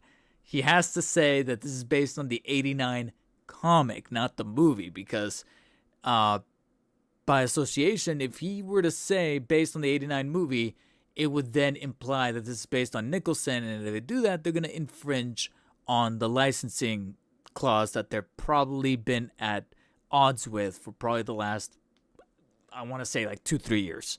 Because that's obviously the reason for why this guy has been taking so long to make, is because unfortunately Jack Nicholson has a ironclad hold on his likeness, not just towards McFarlane, but even to the higher ups, to some of the higher tier companies like Hot Toys, that won't allow he won't allow them to make a 2.0 figure, because people have been asking for a Hot Toys 2.0 of the Jack Nicholson Joker, along with like other variants of like the tuxedo suit and interpretations, but he doesn't want to license it out. Either that, or his pricing is so high, and the motivation as to why the pricing is so high could be different. It could be because he just wants more money, or it could be, for other strategic reasons. Who knows? But the licensing is so high that the loophole that McFarlane figured out was that this is technically the much more comic booky portrayal of the Nicholson Joker. And you can kind of tell that from the face, where it's very saturated, it's very puffed up. So you can blatantly tell that that's not Nicholson, but like I said, the loophole is to then say that this is based on the 89 comic. Just like there was a recent... There were some figures that came out a little while ago. Not a little while ago, but like there were some like Kenner figures or whatever that were technically based on the 1989 Batman comic, and it was using Batman suits from that comic there. Because there's different like portrayals and interpretations of characters in that comic in and of itself. So that's pretty much what they were able to utilize as a way to kind of jump over this hurdle. Unfortunately, again, no more showings of any kind of accessories. This rotating shot is effectively all you get, and it's probably a ways off, and understandably so, because we barely had a 3D render. I'm sorry, a prototype render shown off at the Brazil CCXP, and here, having it in hand, I would assume that they probably rushed this thing to be produced, and they only have a description of the accessories, not much else. What were the accessories again? Let me see if I could hear this. Comes with, of course, his iconic long revolver, a megaphone, comes with a removable hat. It does come with, we really jam-packed this one. So this is a collector's edition. Okay. Figure. It does come with 4 extra hands, a removable hat. So 6 hands total. Put the hair on top. It comes with, of course, his iconic long revolver, a megaphone, a revolver with the Bane flag, and of course the cane that he's holding in it. So a lot of great accessories. I love the deco on here. The pants look fantastic. Good amount of accessories, and to me, I think the one that actually made me kind of happy is hearing that they're gonna implement a strategy, or a method rather, where you can remove that hat, and then he'll have like a peg, and on it you put a hairpiece to make him look like he's not wearing the hat, instead of dealing extra head sculpts or having the hat be overly sized. I'm like, all right, that's actually a pretty good compromise. Kind of reminds me of the way that they manufactured the new Deluxe Peacemaker, where you have the head, and when you remove the helmet, he's kind of more or less deformed, and he's got the peg on top, but you're able to swap out those pieces, and they're pretty much, invoking the same practice for this new Joker. So that's pretty cool. So that was in fact a pretty nice closeout, and frankly, that was their final reveal. That was then ended or punctuated by another giveaway, and then the credits pretty much rolled with this 2-minute vertical video montage of all the stuff that happened throughout 2025, and that's pretty much the crux of the show. And you can definitely argue that there was an awful lot of stuff that we wish we could have seen, some of which is, like I said, didn't even have to be from the cinematic side. It could have been lifted from the comics or from the games or anything like that. So all things considered, there was a lot that was shown off at this show. Was it actually substantial? Personally, no. But is there a chance that this probably satisfied a good side, or a good piece of the demographic that McFarlane caters to? I think so, yes. I just personally was not satisfied at all, because even though it was good to see a prototype of the Nicholson Joker, there was just an awful lot that was talked about that I just didn't care for, that I was indifferent to, that I was willing to maybe pick up should I see it in store, but I'm in no rush to pre-order. And then when it came to new theatrical edition editions that could at least, like I said, justify the labeling of deluxe theatrical edition, something that I've contested in videos before, could potentially get even worse by simply just re-releasing figures from the Dark Knight, 2 of which are from the Dark Knight trilogy, one of which has been done to death, and then the other had great potential to include some good accessories, and instead, the $35 price just stings knowing that you're just getting extra hands, which is the Bane And then Joker comes with cool amount of weapons, but for someone who owns already like 2 prior versions of Joker, I'm effectively paying $35 for weapons. And then you have that Christopher Reeve, which is definitely the one that I can look at and go, okay, if anyone wants to pick up that Christopher Reeve Superman Collector's Deluxe Theatrical Edition, I don't blame them whatsoever. But unfortunately, seeing that Christopher Reeve only made me wish that we could get like a full cinematic universe Superman wave in the form of, like I said, Tom Welling from the Smallville show, George Reeve, like a black and white George Reeve, or Reeves, I'm sorry, he's Reeves, and then Christopher Reeve. Brandon Routh's Superman, a proper Henry Cavill Man of Steel Superman, so where he's got a little bit more of a puffy hair head sculpt, and then the suit is also a little bit more muted down. He's got the round belt buckle as opposed to the square one, so it's a much more Man of Steel as opposed to BVS. But no.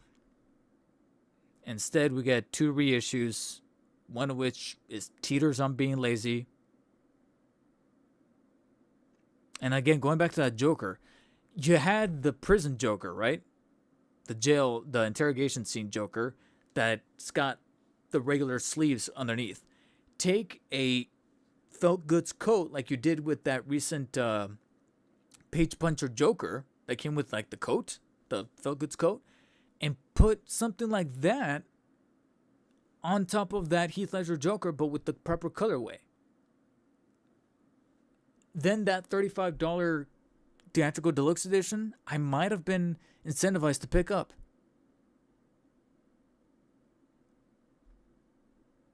But I guess it wasn't in the budget. And who knows, maybe I'm just becoming a bit more jaded towards McFarlane. I don't know why. I don't know if maybe it's because I'm simply just too broke now. Or it could just be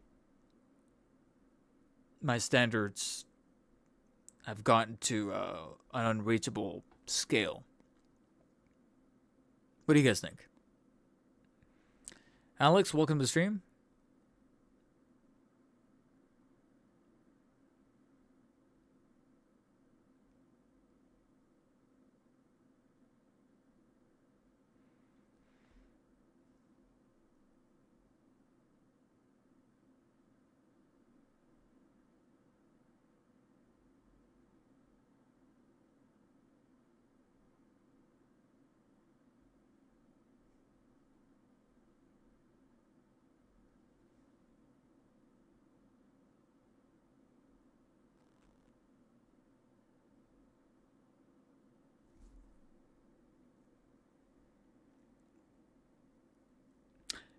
Jason's Electric. That's a good point. They Burt Ward Robin, but an actual like 7-inch one, right? Because technically they've already released like the 6-inch ones, but a proper 7-inch, a 7-incher.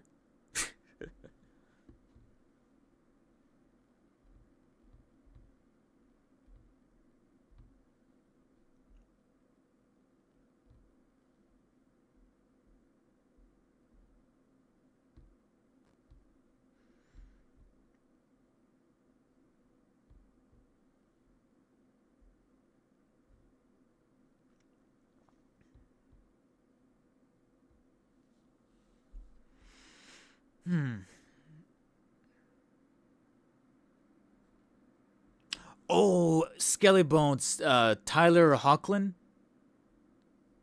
from the Superman and Lois show. That's another one. I'm like, yeah, if I'm including Tom Welling from Smallville, I gotta include Tyler Hoechlin from Superman and Lois, which I hear is actually a pretty good show. I still haven't started it yet. Yeah, his suit is actually pretty good looking too. Throw him in there.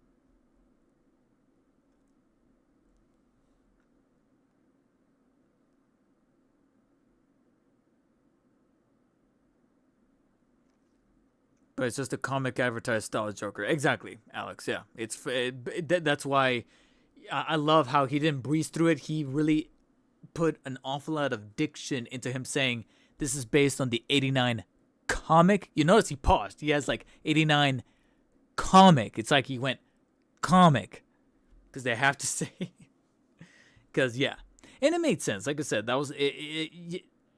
eventually you have a fiduciary responsibility in regards to WB before your licensing is up, and you also have a what's the word I'm looking for? Cultural responsibility to your fans who have been craving for this figure, but you know that if you sometimes there's such a thing as waiting too long, that you're gonna bypass all this hype, and eventually you're gonna have to take some action. And so McFarlane definitely took some action with that Nicholson Joker, and I feel like they're still gonna be in good standing. And the amount of accessories that I heard listed in that description is actually a pretty good amount of accessories that whenever that goes up for pre-order, which they did mention is likely going to be around the Q1 area of 2026, so anywhere between as early as next month, which is kind of unlikely if I'm being honest, but more than likely February. February sounds realistic, but possibly March is when it'll go up for pre-order, and then release probably won't be until either April or May of next year. Ultimate Collector, yes, I did see that. I'm gonna touch upon it a little bit. I'm going to lump it into a discussion of sorts.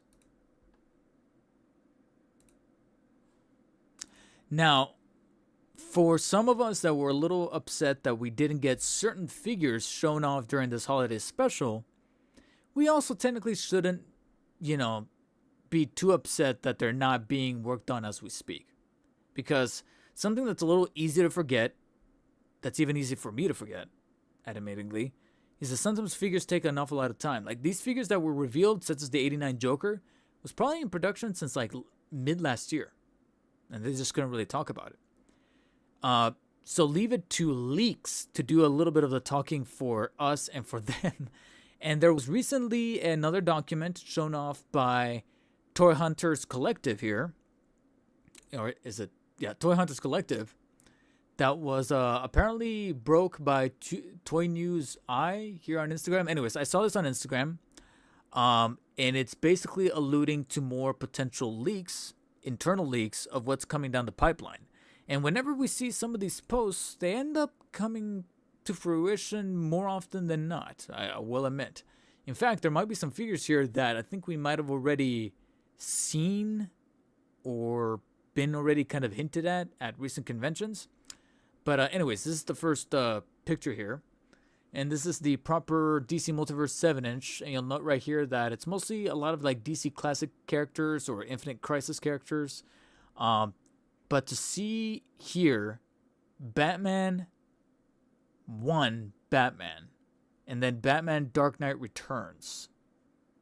So what kind of Dark Knight Returns is this? Because I feel like we've already gotten Dark Knight Returns Batman like 3 times now? Or twice? Batman Deadman Night Terrors. New 52 Batman. What does New 52 Batman look like? Because I don't think have we gotten a New 52 Batman?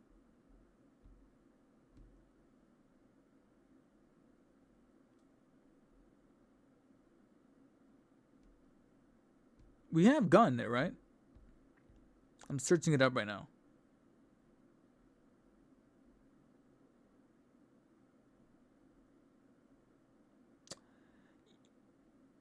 Yes and no. Okay. Yes and no, because from what I can tell, the New 52 Batman was the one that came with that glider, which I actually technically have over here. I got it as I think a Black Friday sale last year. So it sounds like they're re-releasing it only without the glider. Another re-release. We'll see what that waits for us in terms of its overall design. And then Azrael Batman version 2 for Night Quest. How many times, like I said, we've gotten that. If anything, out of this first slide, the only one that kind of piques my interest a little bit is Batman 1, because is this Batman 2025 number 1, as in the Fraction Jimenez one that we're kind of craving for right now? Or is it different? Let's see what we have here in the DC Direct. Bloodwind, Martian Manhunter, Miss Martian, Robin with the comic. We got some more replicas of some sorts. One of which is going to be the Lobo Hook from the Supergirl movie. That just got the trailer come out. Multiverse 7-inch Mega Figure 2-pack Solomon Grundy and Green Lantern. I don't know where that's from. Okay, so there's the 1-to-1, and then the 1/3 cowl, the Red Hood cowl. Prop replica, Azrael cowl, Batman Beyond cowl. That's interesting. Yo, paying attention to some Batman Beyond, even though it's the form of a 1/3 cowl, but at least they're recognizing some representation of Batman Beyond. Who knows? We'll see. Then we're getting another one of those DC Direct Build-A-Figure animated series waves to build Harvey Bullock. Oh, no, I'm sorry. No. Build a Detective Harvey Bullock, Ventriloquist and Scarface, Talia al Ghul, and Robin. Who's the Build-A-Figure? It doesn't say. So we'll see who the Build-A-Figure character is. DC Retro... Oh, the 6-inch stuff. So Judge Luthor, Robin, Batman V2... from Super Friends, Black Manta, Evil Aquaman. And then Multiverse... Oh, okay. I was like, what is this? So apparently, DC Multiverse 7-inch blister card, a.k.a. the Ross pack. The Ross/DD's discount pack. And that is going to be Superman from the Justice League movie, Joker, Death of the Family, and then Batman Rebirth. Again, another Rebirth Batman.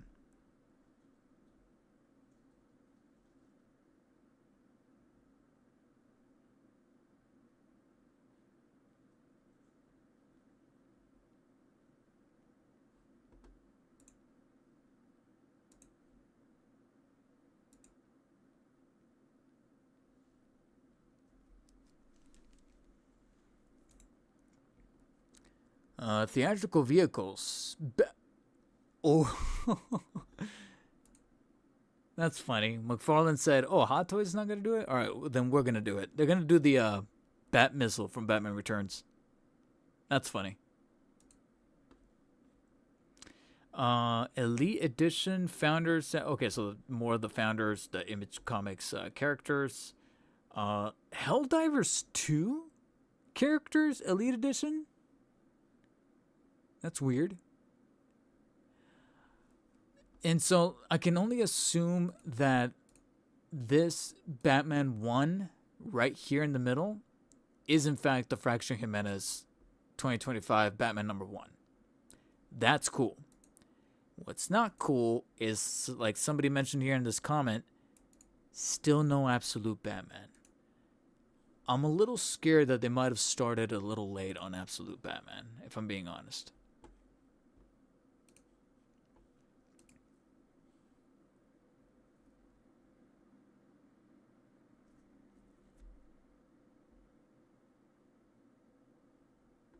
I'm a little surprised that it's still not there in the leak. Is there still time? Maybe. Because the last time that we heard about McFarlane ever mentioning or throw wind at the whole discussion about the license going over to Mattel was at a recent convention. Was it New York Comic Con? Where he said that they're still going to be producing figures going into like the end of December 2026. But will that matter, considering that recently, I actually have this pulled up as well, Alex Chen Toys News shared an update on Mattel's DC line on his official Instagram here. In the caption, he says, Mattel returns to DC Toys in July 2026. Name change. Number 1, name change. The DC Multiverse rights are still held by McFarlane, so Mattel's new line will be called DC Universe. Number 2, tiers. Rumor has it Mattel might use their WWE strategy, starting with budget-friendly figures, but potentially expanding to elite or premium ultimate versions later. Number 3, release schedule and lineup. July 2020, as early as July 2026 is Wave 1, which is, of course, Batman, Robin, the Joker, the Flash. Hot take, I think Flash should be swapped out for Superman. I think a lot of people have grown a new affinity for Superman ever since the movie. He's been in the spotlight a little bit stronger. I think the Flash should be swapped out for Superman here. I don't know why, but I digress. Featuring evergreen generic designs in a 6.5-inch scale, September 2026 Wave 2. 6.5 inches. So it's not even going to be 6 inches. It's going to be 6.5. That, you know, the people that are huge scale mobs are still going to have a fit. Yeah, look right here. 6.5, that's not going to scale with anything I collect. So it's just going to be like a few inches off of McFarlane anyways. So what are we even talking about? I don't know. I think, we are going to have to wait and see what these initial prototypes by Mattel are going to look like, which I will definitely pay attention to. I'm following Mattel. I'm following on social media platforms. I'm, of course, joined over on the action figure and Mattel subreddits. Der Garcia, welcome to the stream. Because I definitely want to pay attention to this thing, because that's a very hefty amount of overlap between July and December, where both McFarlane and Mattel are going to be existing on the same shelf. And the DC Multiverse line is still going to be releasing products, while Mattel is going to be trying to break ground with a wave that's only half an inch shorter.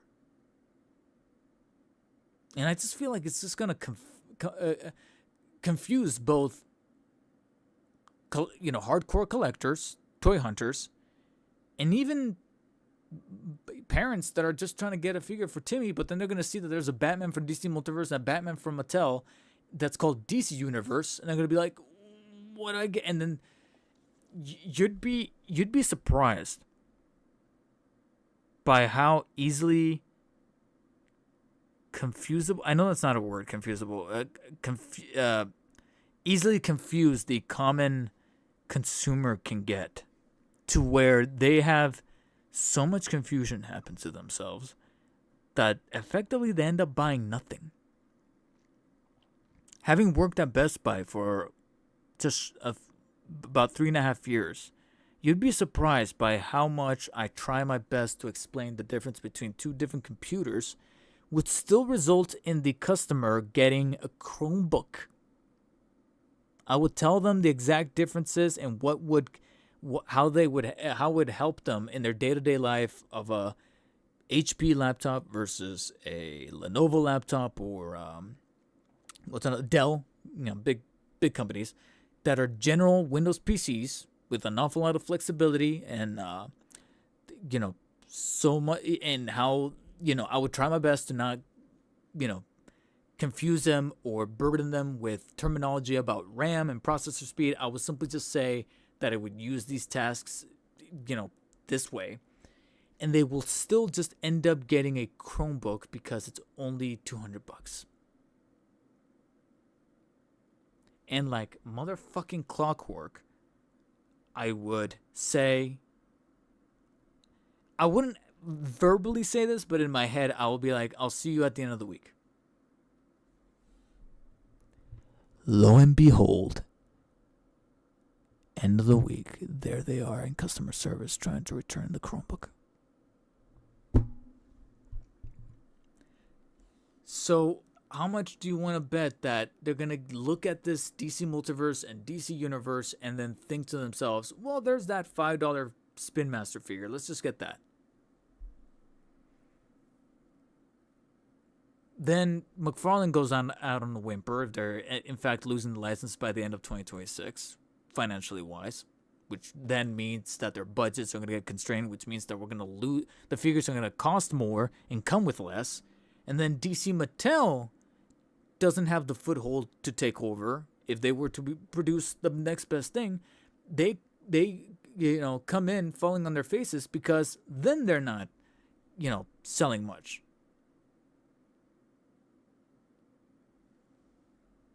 Now, who loses? We do. Unless there's a part of the equation that I'm simply just not grabbing onto. Man.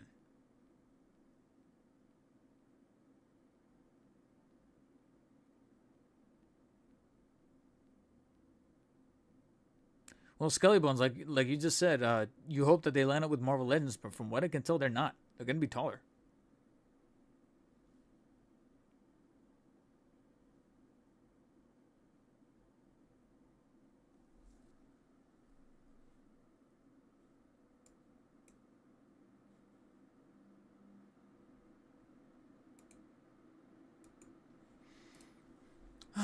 Okay.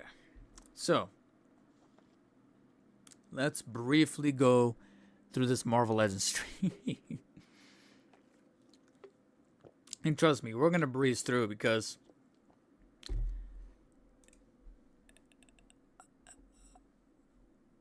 I'm just going to be completely honest and transparent from the get-go. There was nothing here for me. I remember finishing the stream and I was like, damn, there is nothing. There's nothing here. There's practically nothing. So, skipping past the opening 10 minutes of a literal opening, loading screen here, you have these initial awkward exchanges, as usual, between Dan and Dwight. Then we have this guy come in with this British accent. And a token, an artifact, a symbol of the love that we all share together as toy collectors. And shut the fuck up. Yeah, so effectively this was a pitch for the Hallmark card equivalent of a Marvel Legends figure, which is a I Love You 3000 edition Iron Man. FC26. In an effort to jazz up hype for the Valentine's Day season, because that's what everyone's trying to do, it's pretty much a Valentine's Day themed Iron Man with red and pink colorways, some effect pieces and extra hands, and even a rose accessory.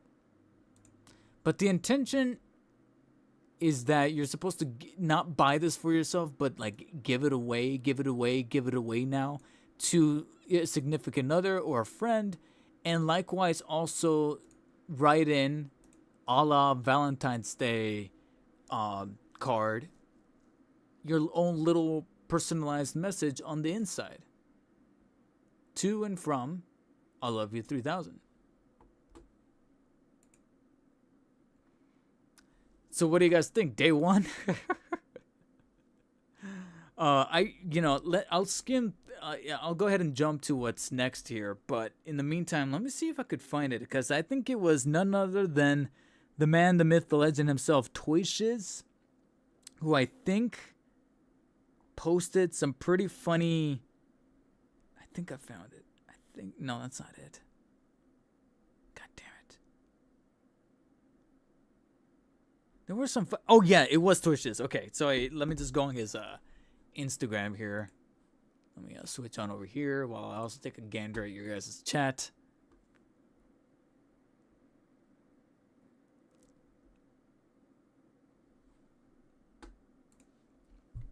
Let me go over to Instagram.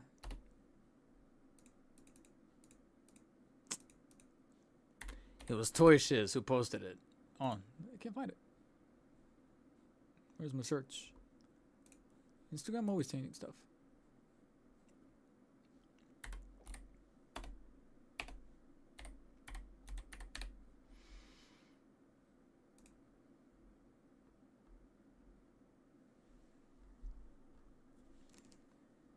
Here, I found it. Billy, I found this at Rosscon. Enjoy. Oh, this is great. And it's not the only one. There's another one. Bimmy, your father and I are getting a divorce. Love, Mom. Oh, Bimmy. Bervin, this figure loves you 2,999 more times than I do, from Dad. And then the last one, Bretty. Can't believe you still watch these movies. From Grandpa, an OG Marvel fan. I love you 2000. Oh, this is great. This is great. Yeah. Leave it to Toy Shiz. This is awesome. Anyways, back to the Marvel Legends stream. So that was the first reveal, if you even want to call it that. Then we move on to pretty much a hefty chunk of the entire stream, which is to then finally divulge that they are giving us a much broader release, or wave rather, from Deadpool and Wolverine. A movie that came out practically a year and a half ago. Not even an exaggeration. Came out July of, was it July? Yeah, it was right, July of 2024? No, it was, yeah, because I remember it was like the same weekend as Comic-Con. And so we're finally getting Marvel Legends figures of Cassandra Nova, which I'm going to tell you guys right now, this thing is going to sit on the shelves. I'm sorry. I know it's fucked to think that, but this thing is going to peg warm like crazy. I'll see you at Ross. I'll see you at Didi's. Pretty cool accessory with the effect of poking her hand through the guy's head.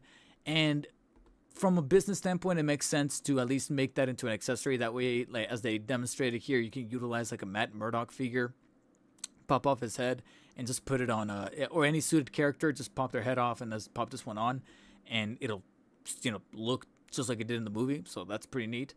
But I don't think that's going to stop it from being a potential peg warmer. What's a little bit better of argument to get picked up, though, is an X-23 figure with the sunglasses and a cool likeness to Daphne Keane. So that's actually a pretty good head sculpt. And it's good to see that we got alternate heads there, one with like a cool action positioning, dynamic positioning for the hair and the sunglasses. So I do actually dig that quite an awful lot. And she even comes with the Colossus helmet and the backpack. So pretty good assortment of accessories, actually. I wouldn't mind.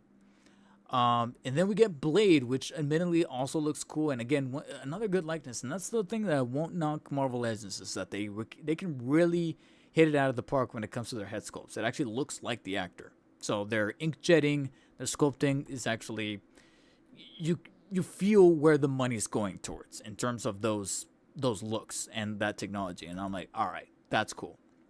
So pretty neat that he's going to come with the glasses, a smiling head sculpt, like the little smirk head sculpt, the alternate hands, the gun, the knife, of course, the blade, the sword. So that is awesome. And then we get some Deadpool variants, like the cowboy Deadpool right there with the spinning, twirling pistol effect there. That's actually, they do look neat. They do look neat. An awful lot of these Deadpool and Wolverine figures, including two new Wolverines themselves, the brand suit Wolverine with an added, again, going back to the strategy that is a little off-putting at the beginning, but then over time I kind of learned to accept, which is that they're adding pieces to then favor other figures. So in this case, they added the neck stump so that then you could take the Hugh Jackman head sculpt from the other Wolverine that came out that I actually do own, and just take that head and put it on this one instead of re-releasing the head. Could they have afforded to include the Hugh Jackman head? I think so. It's Hasbro, it's Marvel, it's Disney. You got the money, shut the fuck up. But is this your next best choice? Yeah. In order to not inflate the price? Sure. I don't think it's an excuse, but I also can't get terribly mad at it. They do a similar thing here where now we have the battle damage.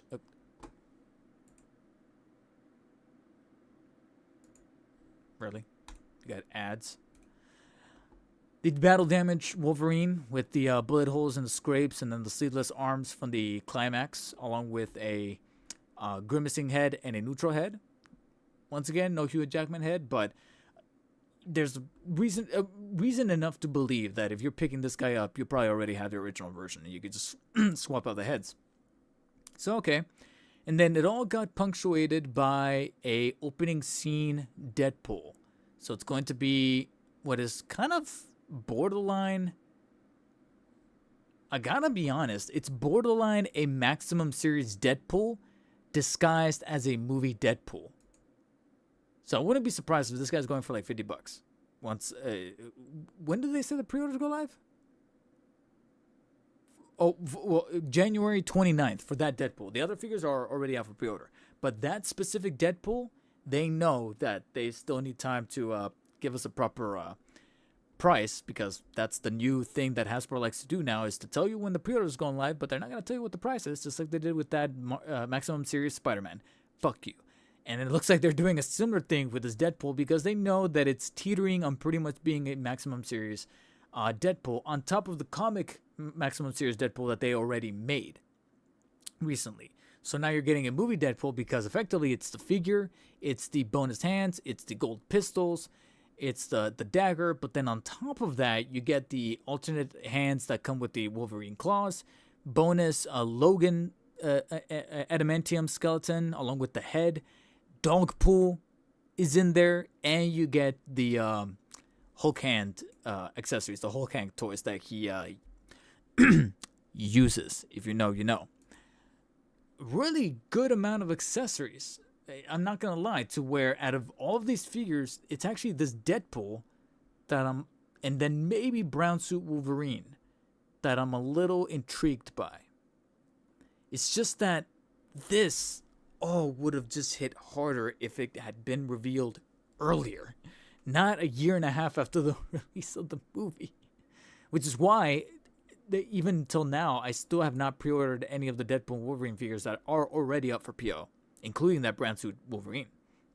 If anything, the way I talked about the Elite Edition Spawn during the McFarlane Toys show is probably the same way I feel about that Brown Suit Wolverine, where I'm like, if I see it in the store, I'll probably pick it up. But am I like in a rush to pre-order it and get it shipped in?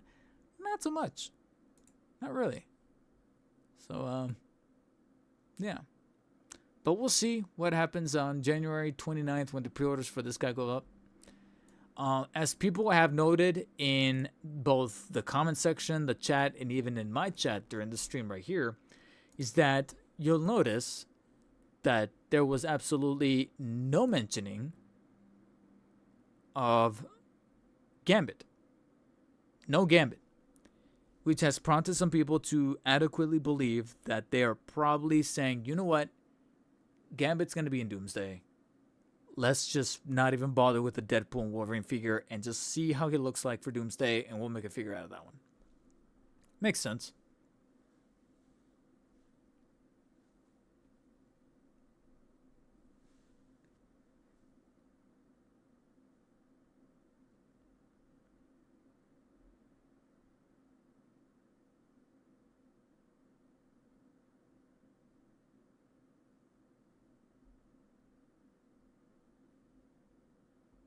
Pepe, back to horny jail.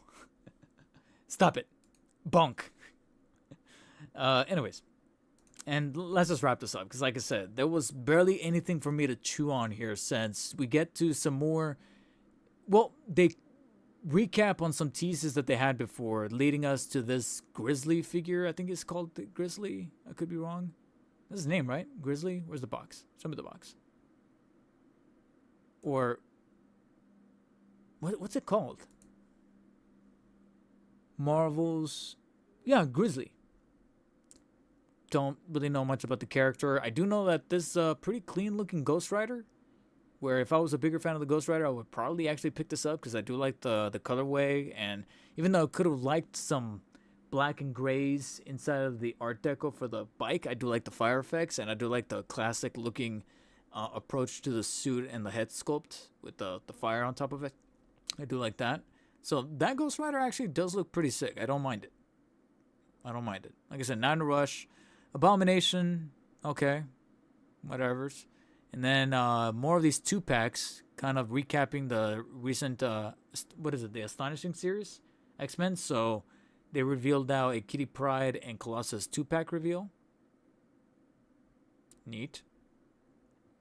So neat stuff, but just nothing that makes me go, holy shit, the time is now. Not even this Punisher exo armor. I mean, it's cool to look at, but it's like, do I feel the incentive to want to pick this guy up? Not really. Different strokes for different folks, I believe.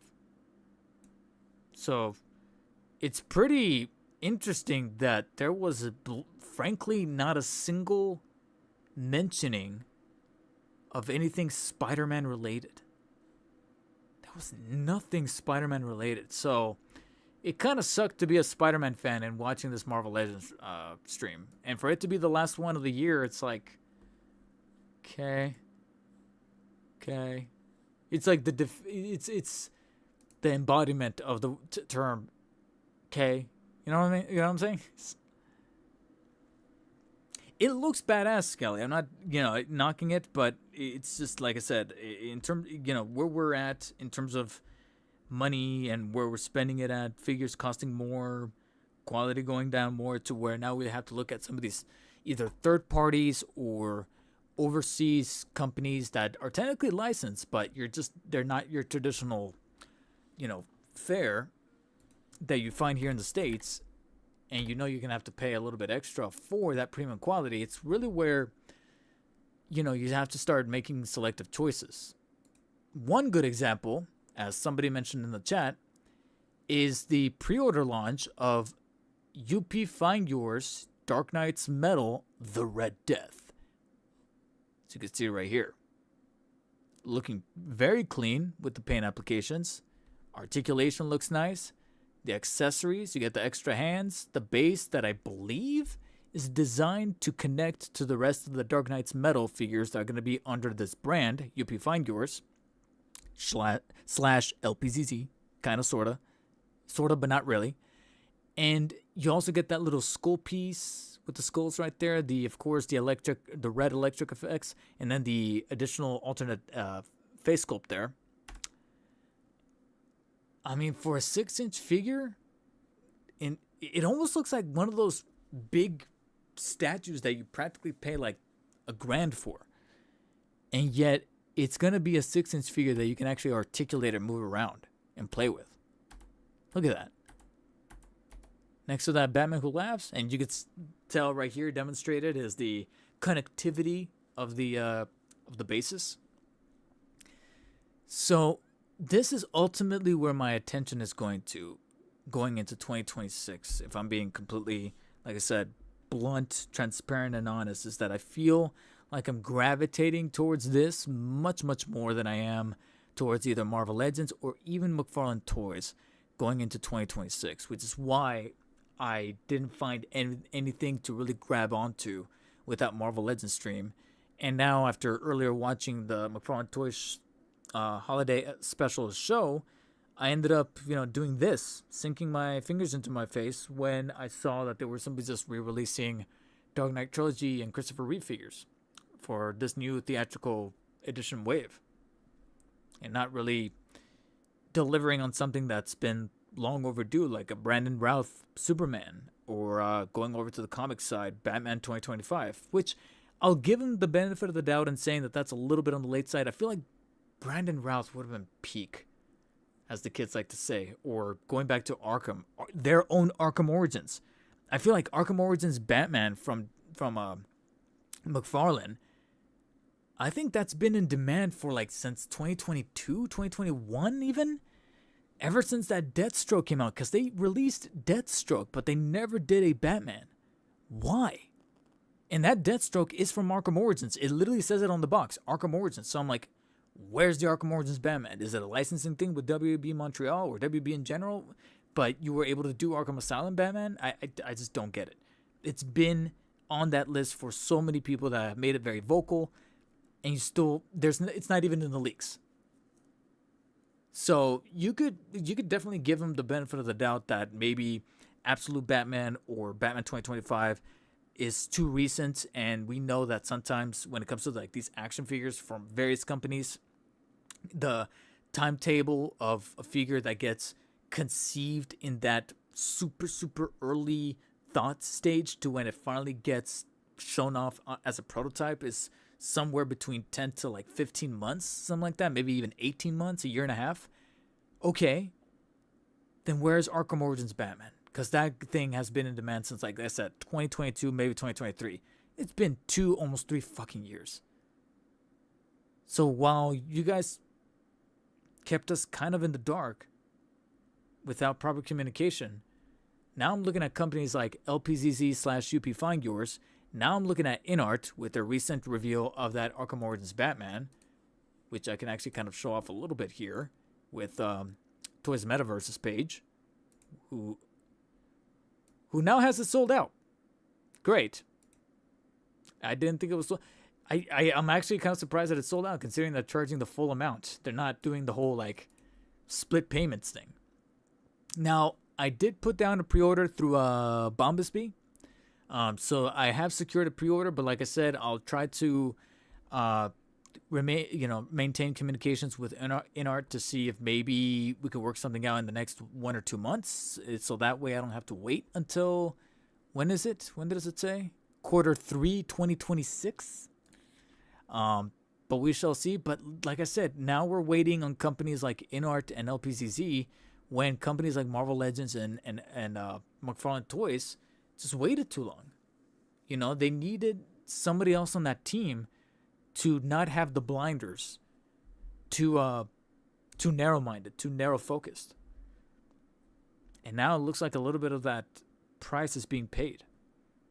And I feel like that's where my collecting habits are going into 2026, where I honestly feel like I'll be collecting less McFarlane, less Marvel Legends in 2026, significantly less, and just focusing on even some of this prosumer stuff like lpzz, UP Fine-Viewers, who just released their Deathstroke, and I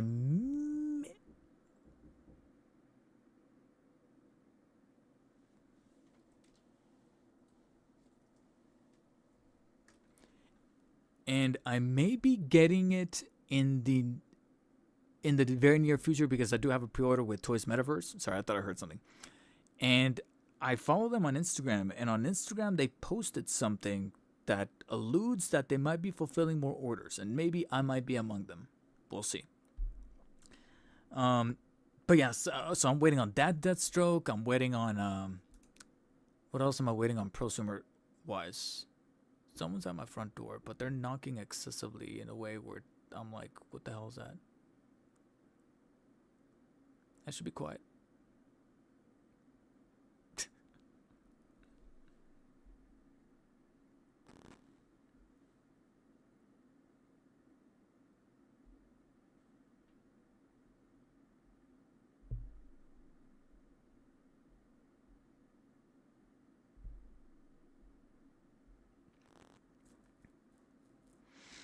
And then I'm also waiting to see if Mafex is finally going to make good on... well, I mean, officially it's been released from Mafex, which is the integrated suit Spidey, the Tom Holland integrated suit. But I'm still waiting to see if Hobby Link Japan is going to hit me up saying, hey, we got your order, because I have a pre-order with them. And they haven't notified me.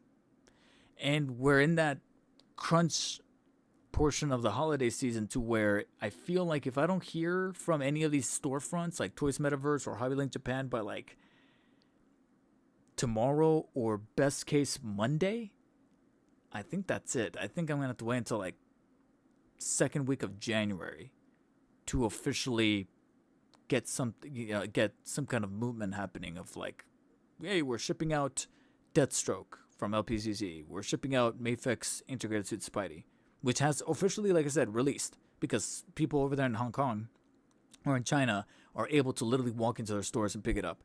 But I'm still waiting to see what Hobby Link Japan is going to say about my order and how much of a tariff I'm going to have to pay for that thing. So yeah, I'm waiting on that. Actually, let me go to my spreadsheet and see what I have on pre-order outstanding. So like I said, integrated suit Spider-Man, the Tom Holland one. Across the Spider-Verse, Spider-Punk from Sentinel, which also is slated to come out this month, but no word on that yet. Also slated for this month, but no word on it. It might end up getting delayed still. It's still early enough for it to get delayed. Is from Mafex, the Zack Snyder's Justice League tactical suit Batman.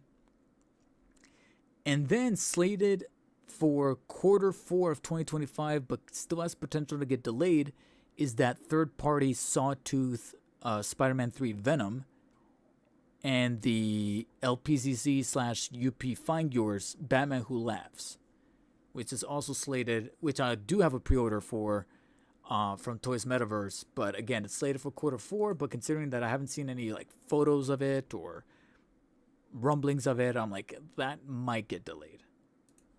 That might end up getting delayed. But like I said, I'm more excited for this stuff than the McFarlane or the Marvel Legends stuff. If I'm being completely, brutally honest.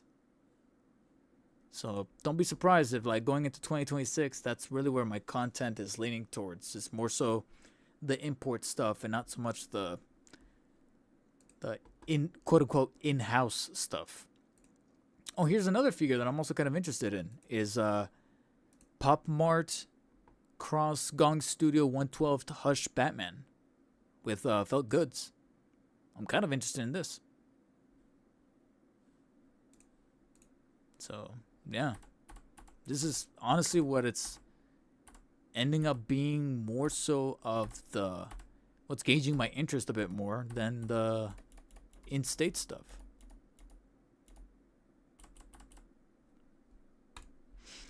And I feel like you're going to see a little bit more of this in 2026, if I'm being completely honest. Because like I said, if we really are going to be paying for more for these figures, considering the inflation and tariffs and whatever, then it has to go towards something that means something, that just makes a stronger case for itself. And I feel like lately the proof has been in the imported pudding, so to speak. Here's another figure that's also an import. I believe is also unlicensed, but because they call it a Dark Vigilante from Chaos. But I've been hearing nothing but good things about this figure, and I'm tempted to pick it up. It's a little steep for a 112 figure at $160, but what it includes and the felt goods fabric material over the body and the alternate head, I'm like, it's tempting though. It is in fact tempting, but I don't know. Like I said, I have to consider what's about to release, like the Deathstroke, consider what makes more sense to pick up for the pricing of it, because this guy's 160, but I'm like, for 160 I can get both, put down my pre-order for Red Death, pay off Deathstroke, also get the Gong Studio, so on and so forth. You know what I'm saying? So I'm trying to calculate all that, but again, the proof is there that imports are truly demonstrating or making, putting up a good fight. And it's a battle that's worth at least watching going into the new year. Hey, KevBot, welcome to the stream. Christian Corbett, hope you're doing well. Thank you.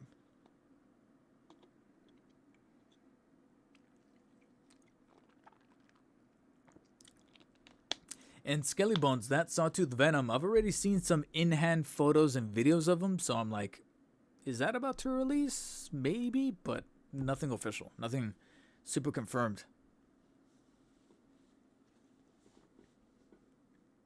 160, why is he so much? It is a little scummy because I believe he wasn't 160 for the people who pre-ordered. I think the people who pre-ordered only paid like 90 or 100 flat, and I think 160 is like a after, like, one of those penalty things where, like, if you don't pre-order you have to pay a little bit more. Like recently in the video game space, there's this company called Analog.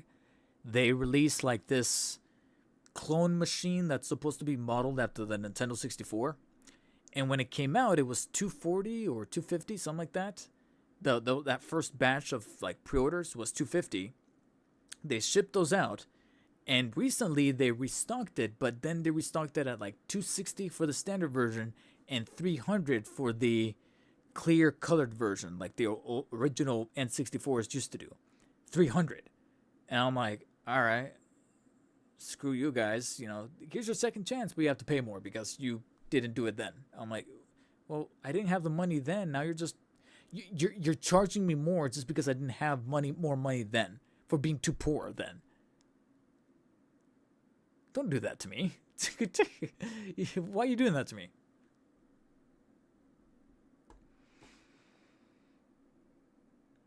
It's just trying to steal a collection. Skelly Bones, where did you pre-order your Deathstroke? I think you might have answered this already, but I can't remember.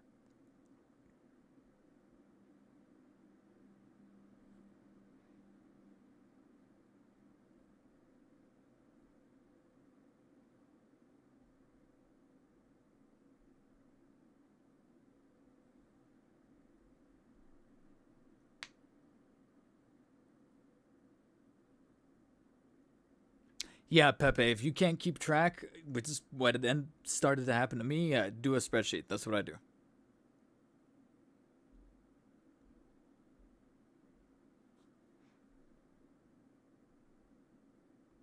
Big Rib, you have the Dark Vigilante? Shit. Yeah, I remember some people saying that they only pay like 100. So as a penalty for not pre-ordering, I would have to pay 160, and I think it goes up to like 184 after shipping and taxes. I was like, do you guys do Klarna? They don't. They obviously don't. So I'm like, yeah. This will have to stay on the back burner for now.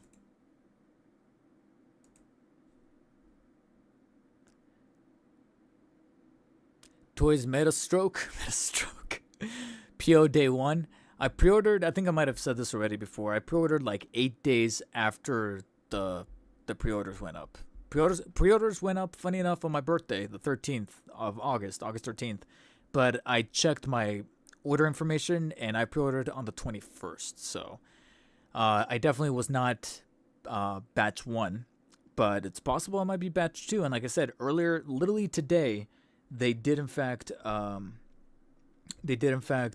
post a story saying that they got a new inventory lot come in. Let's see if I can find it again, just out of curiosity. Yeah. I don't know if you guys can see it.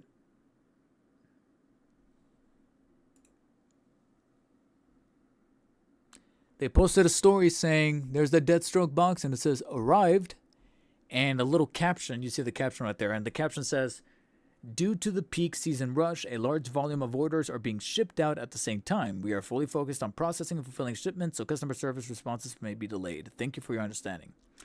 So best case scenario, either later today or tomorrow or maybe Monday, I'll get the email saying, hey, we're about to ship out. Here's the email. Fulfill your invoice, because I haven't gotten the email. I'm scared that I might miss the email.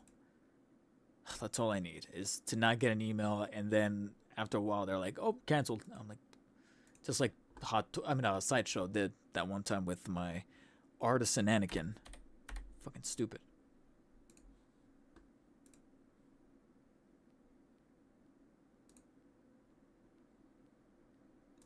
Yeah, I'm checking my orders right now on Toys Metaverse, and still there, along with the Sawtooth Venom. Cool.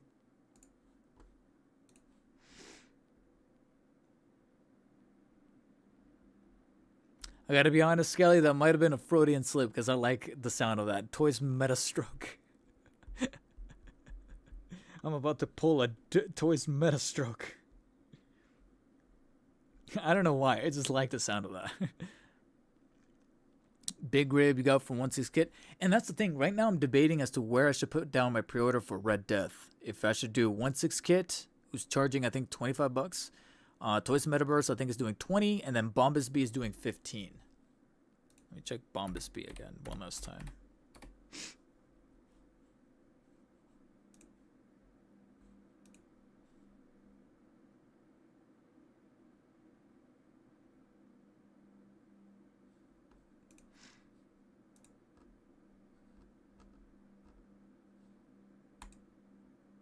Oh no, Bombus B is only doing $5. Now here's the thing. That sounds better to only pay $5 for Red Death on Bombus B, right? But then the question becomes, who gets it first? Because which is only a specific thing to me. As a content creator, is only specific to me of figuring out who would get it first. If I was simply just collecting and not doing any kind of content creation, I'll be like, we'll get Bombus B, sure, $5, do it. But I'm sorry, I wouldn't want to risk pre-ordering through Bombus B, and then they end up taking way longer, and then later on I see people saying, yay, I just got mine shipped in from Toys Metaverse, and I'm like,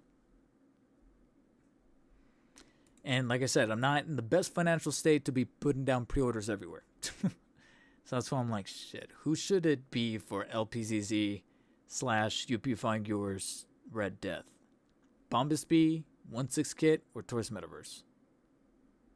At the end of the day, they're all going to cost about the same in terms of like that final, the grand total. But yeah.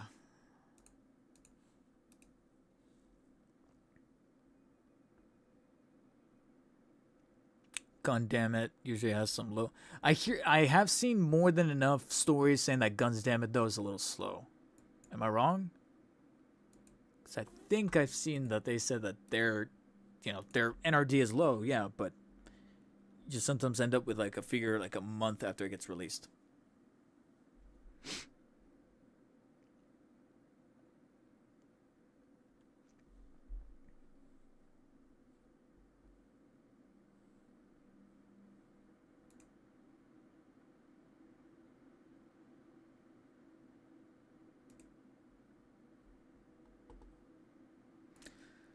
Okay, alright guys, that about does it.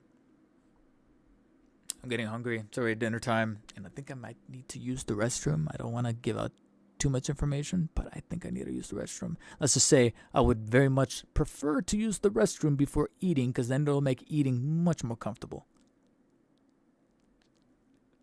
I'm sorry. Anyways, yeah, that about does it for me. And like I said, the main two things that I wanted to talk about was the Marvel Legends and the McFarlane Toy Show streams, and kind of connect it all together as far as what the basis of action figure collecting is going to look like in 2026, and how it's going to retroactively possibly transform or at least swap around the content a little bit on the channel as we go into 2026, because it is very easy to see how it's becoming a domino effect from the real life applications of where we are economically speaking, where it's like, okay, if we're going to be spending this amount of money, let's spend it on stuff that makes sense. And right now, what's becoming more sensical to me are imports rather than the stuff we have here made on American soil. And when I say made, I know that factories are in China, but they're being R&D'd here, whether it be McFarlane, Marvel Legends, hell, let's toss in Mattel and Spin Master and such in there.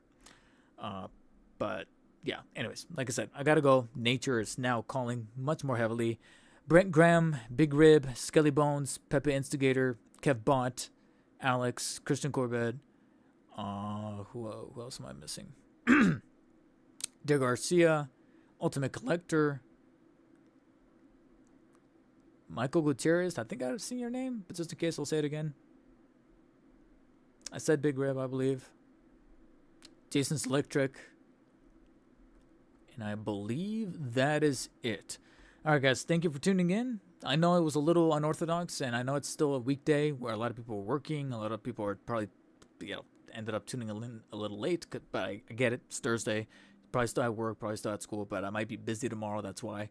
I might be busy this weekend trying to wrap up this Arkham Origins retrospective video essay. So look out for that, probably on, for sure, Sunday, possibly Saturday. And then after that, like I said, I'm hopefully going to be able to bring you guys a comparison between the original RetroCard 2099 Spider-Man and then the new one that's just coming out. So look out for that before the year's end, technically.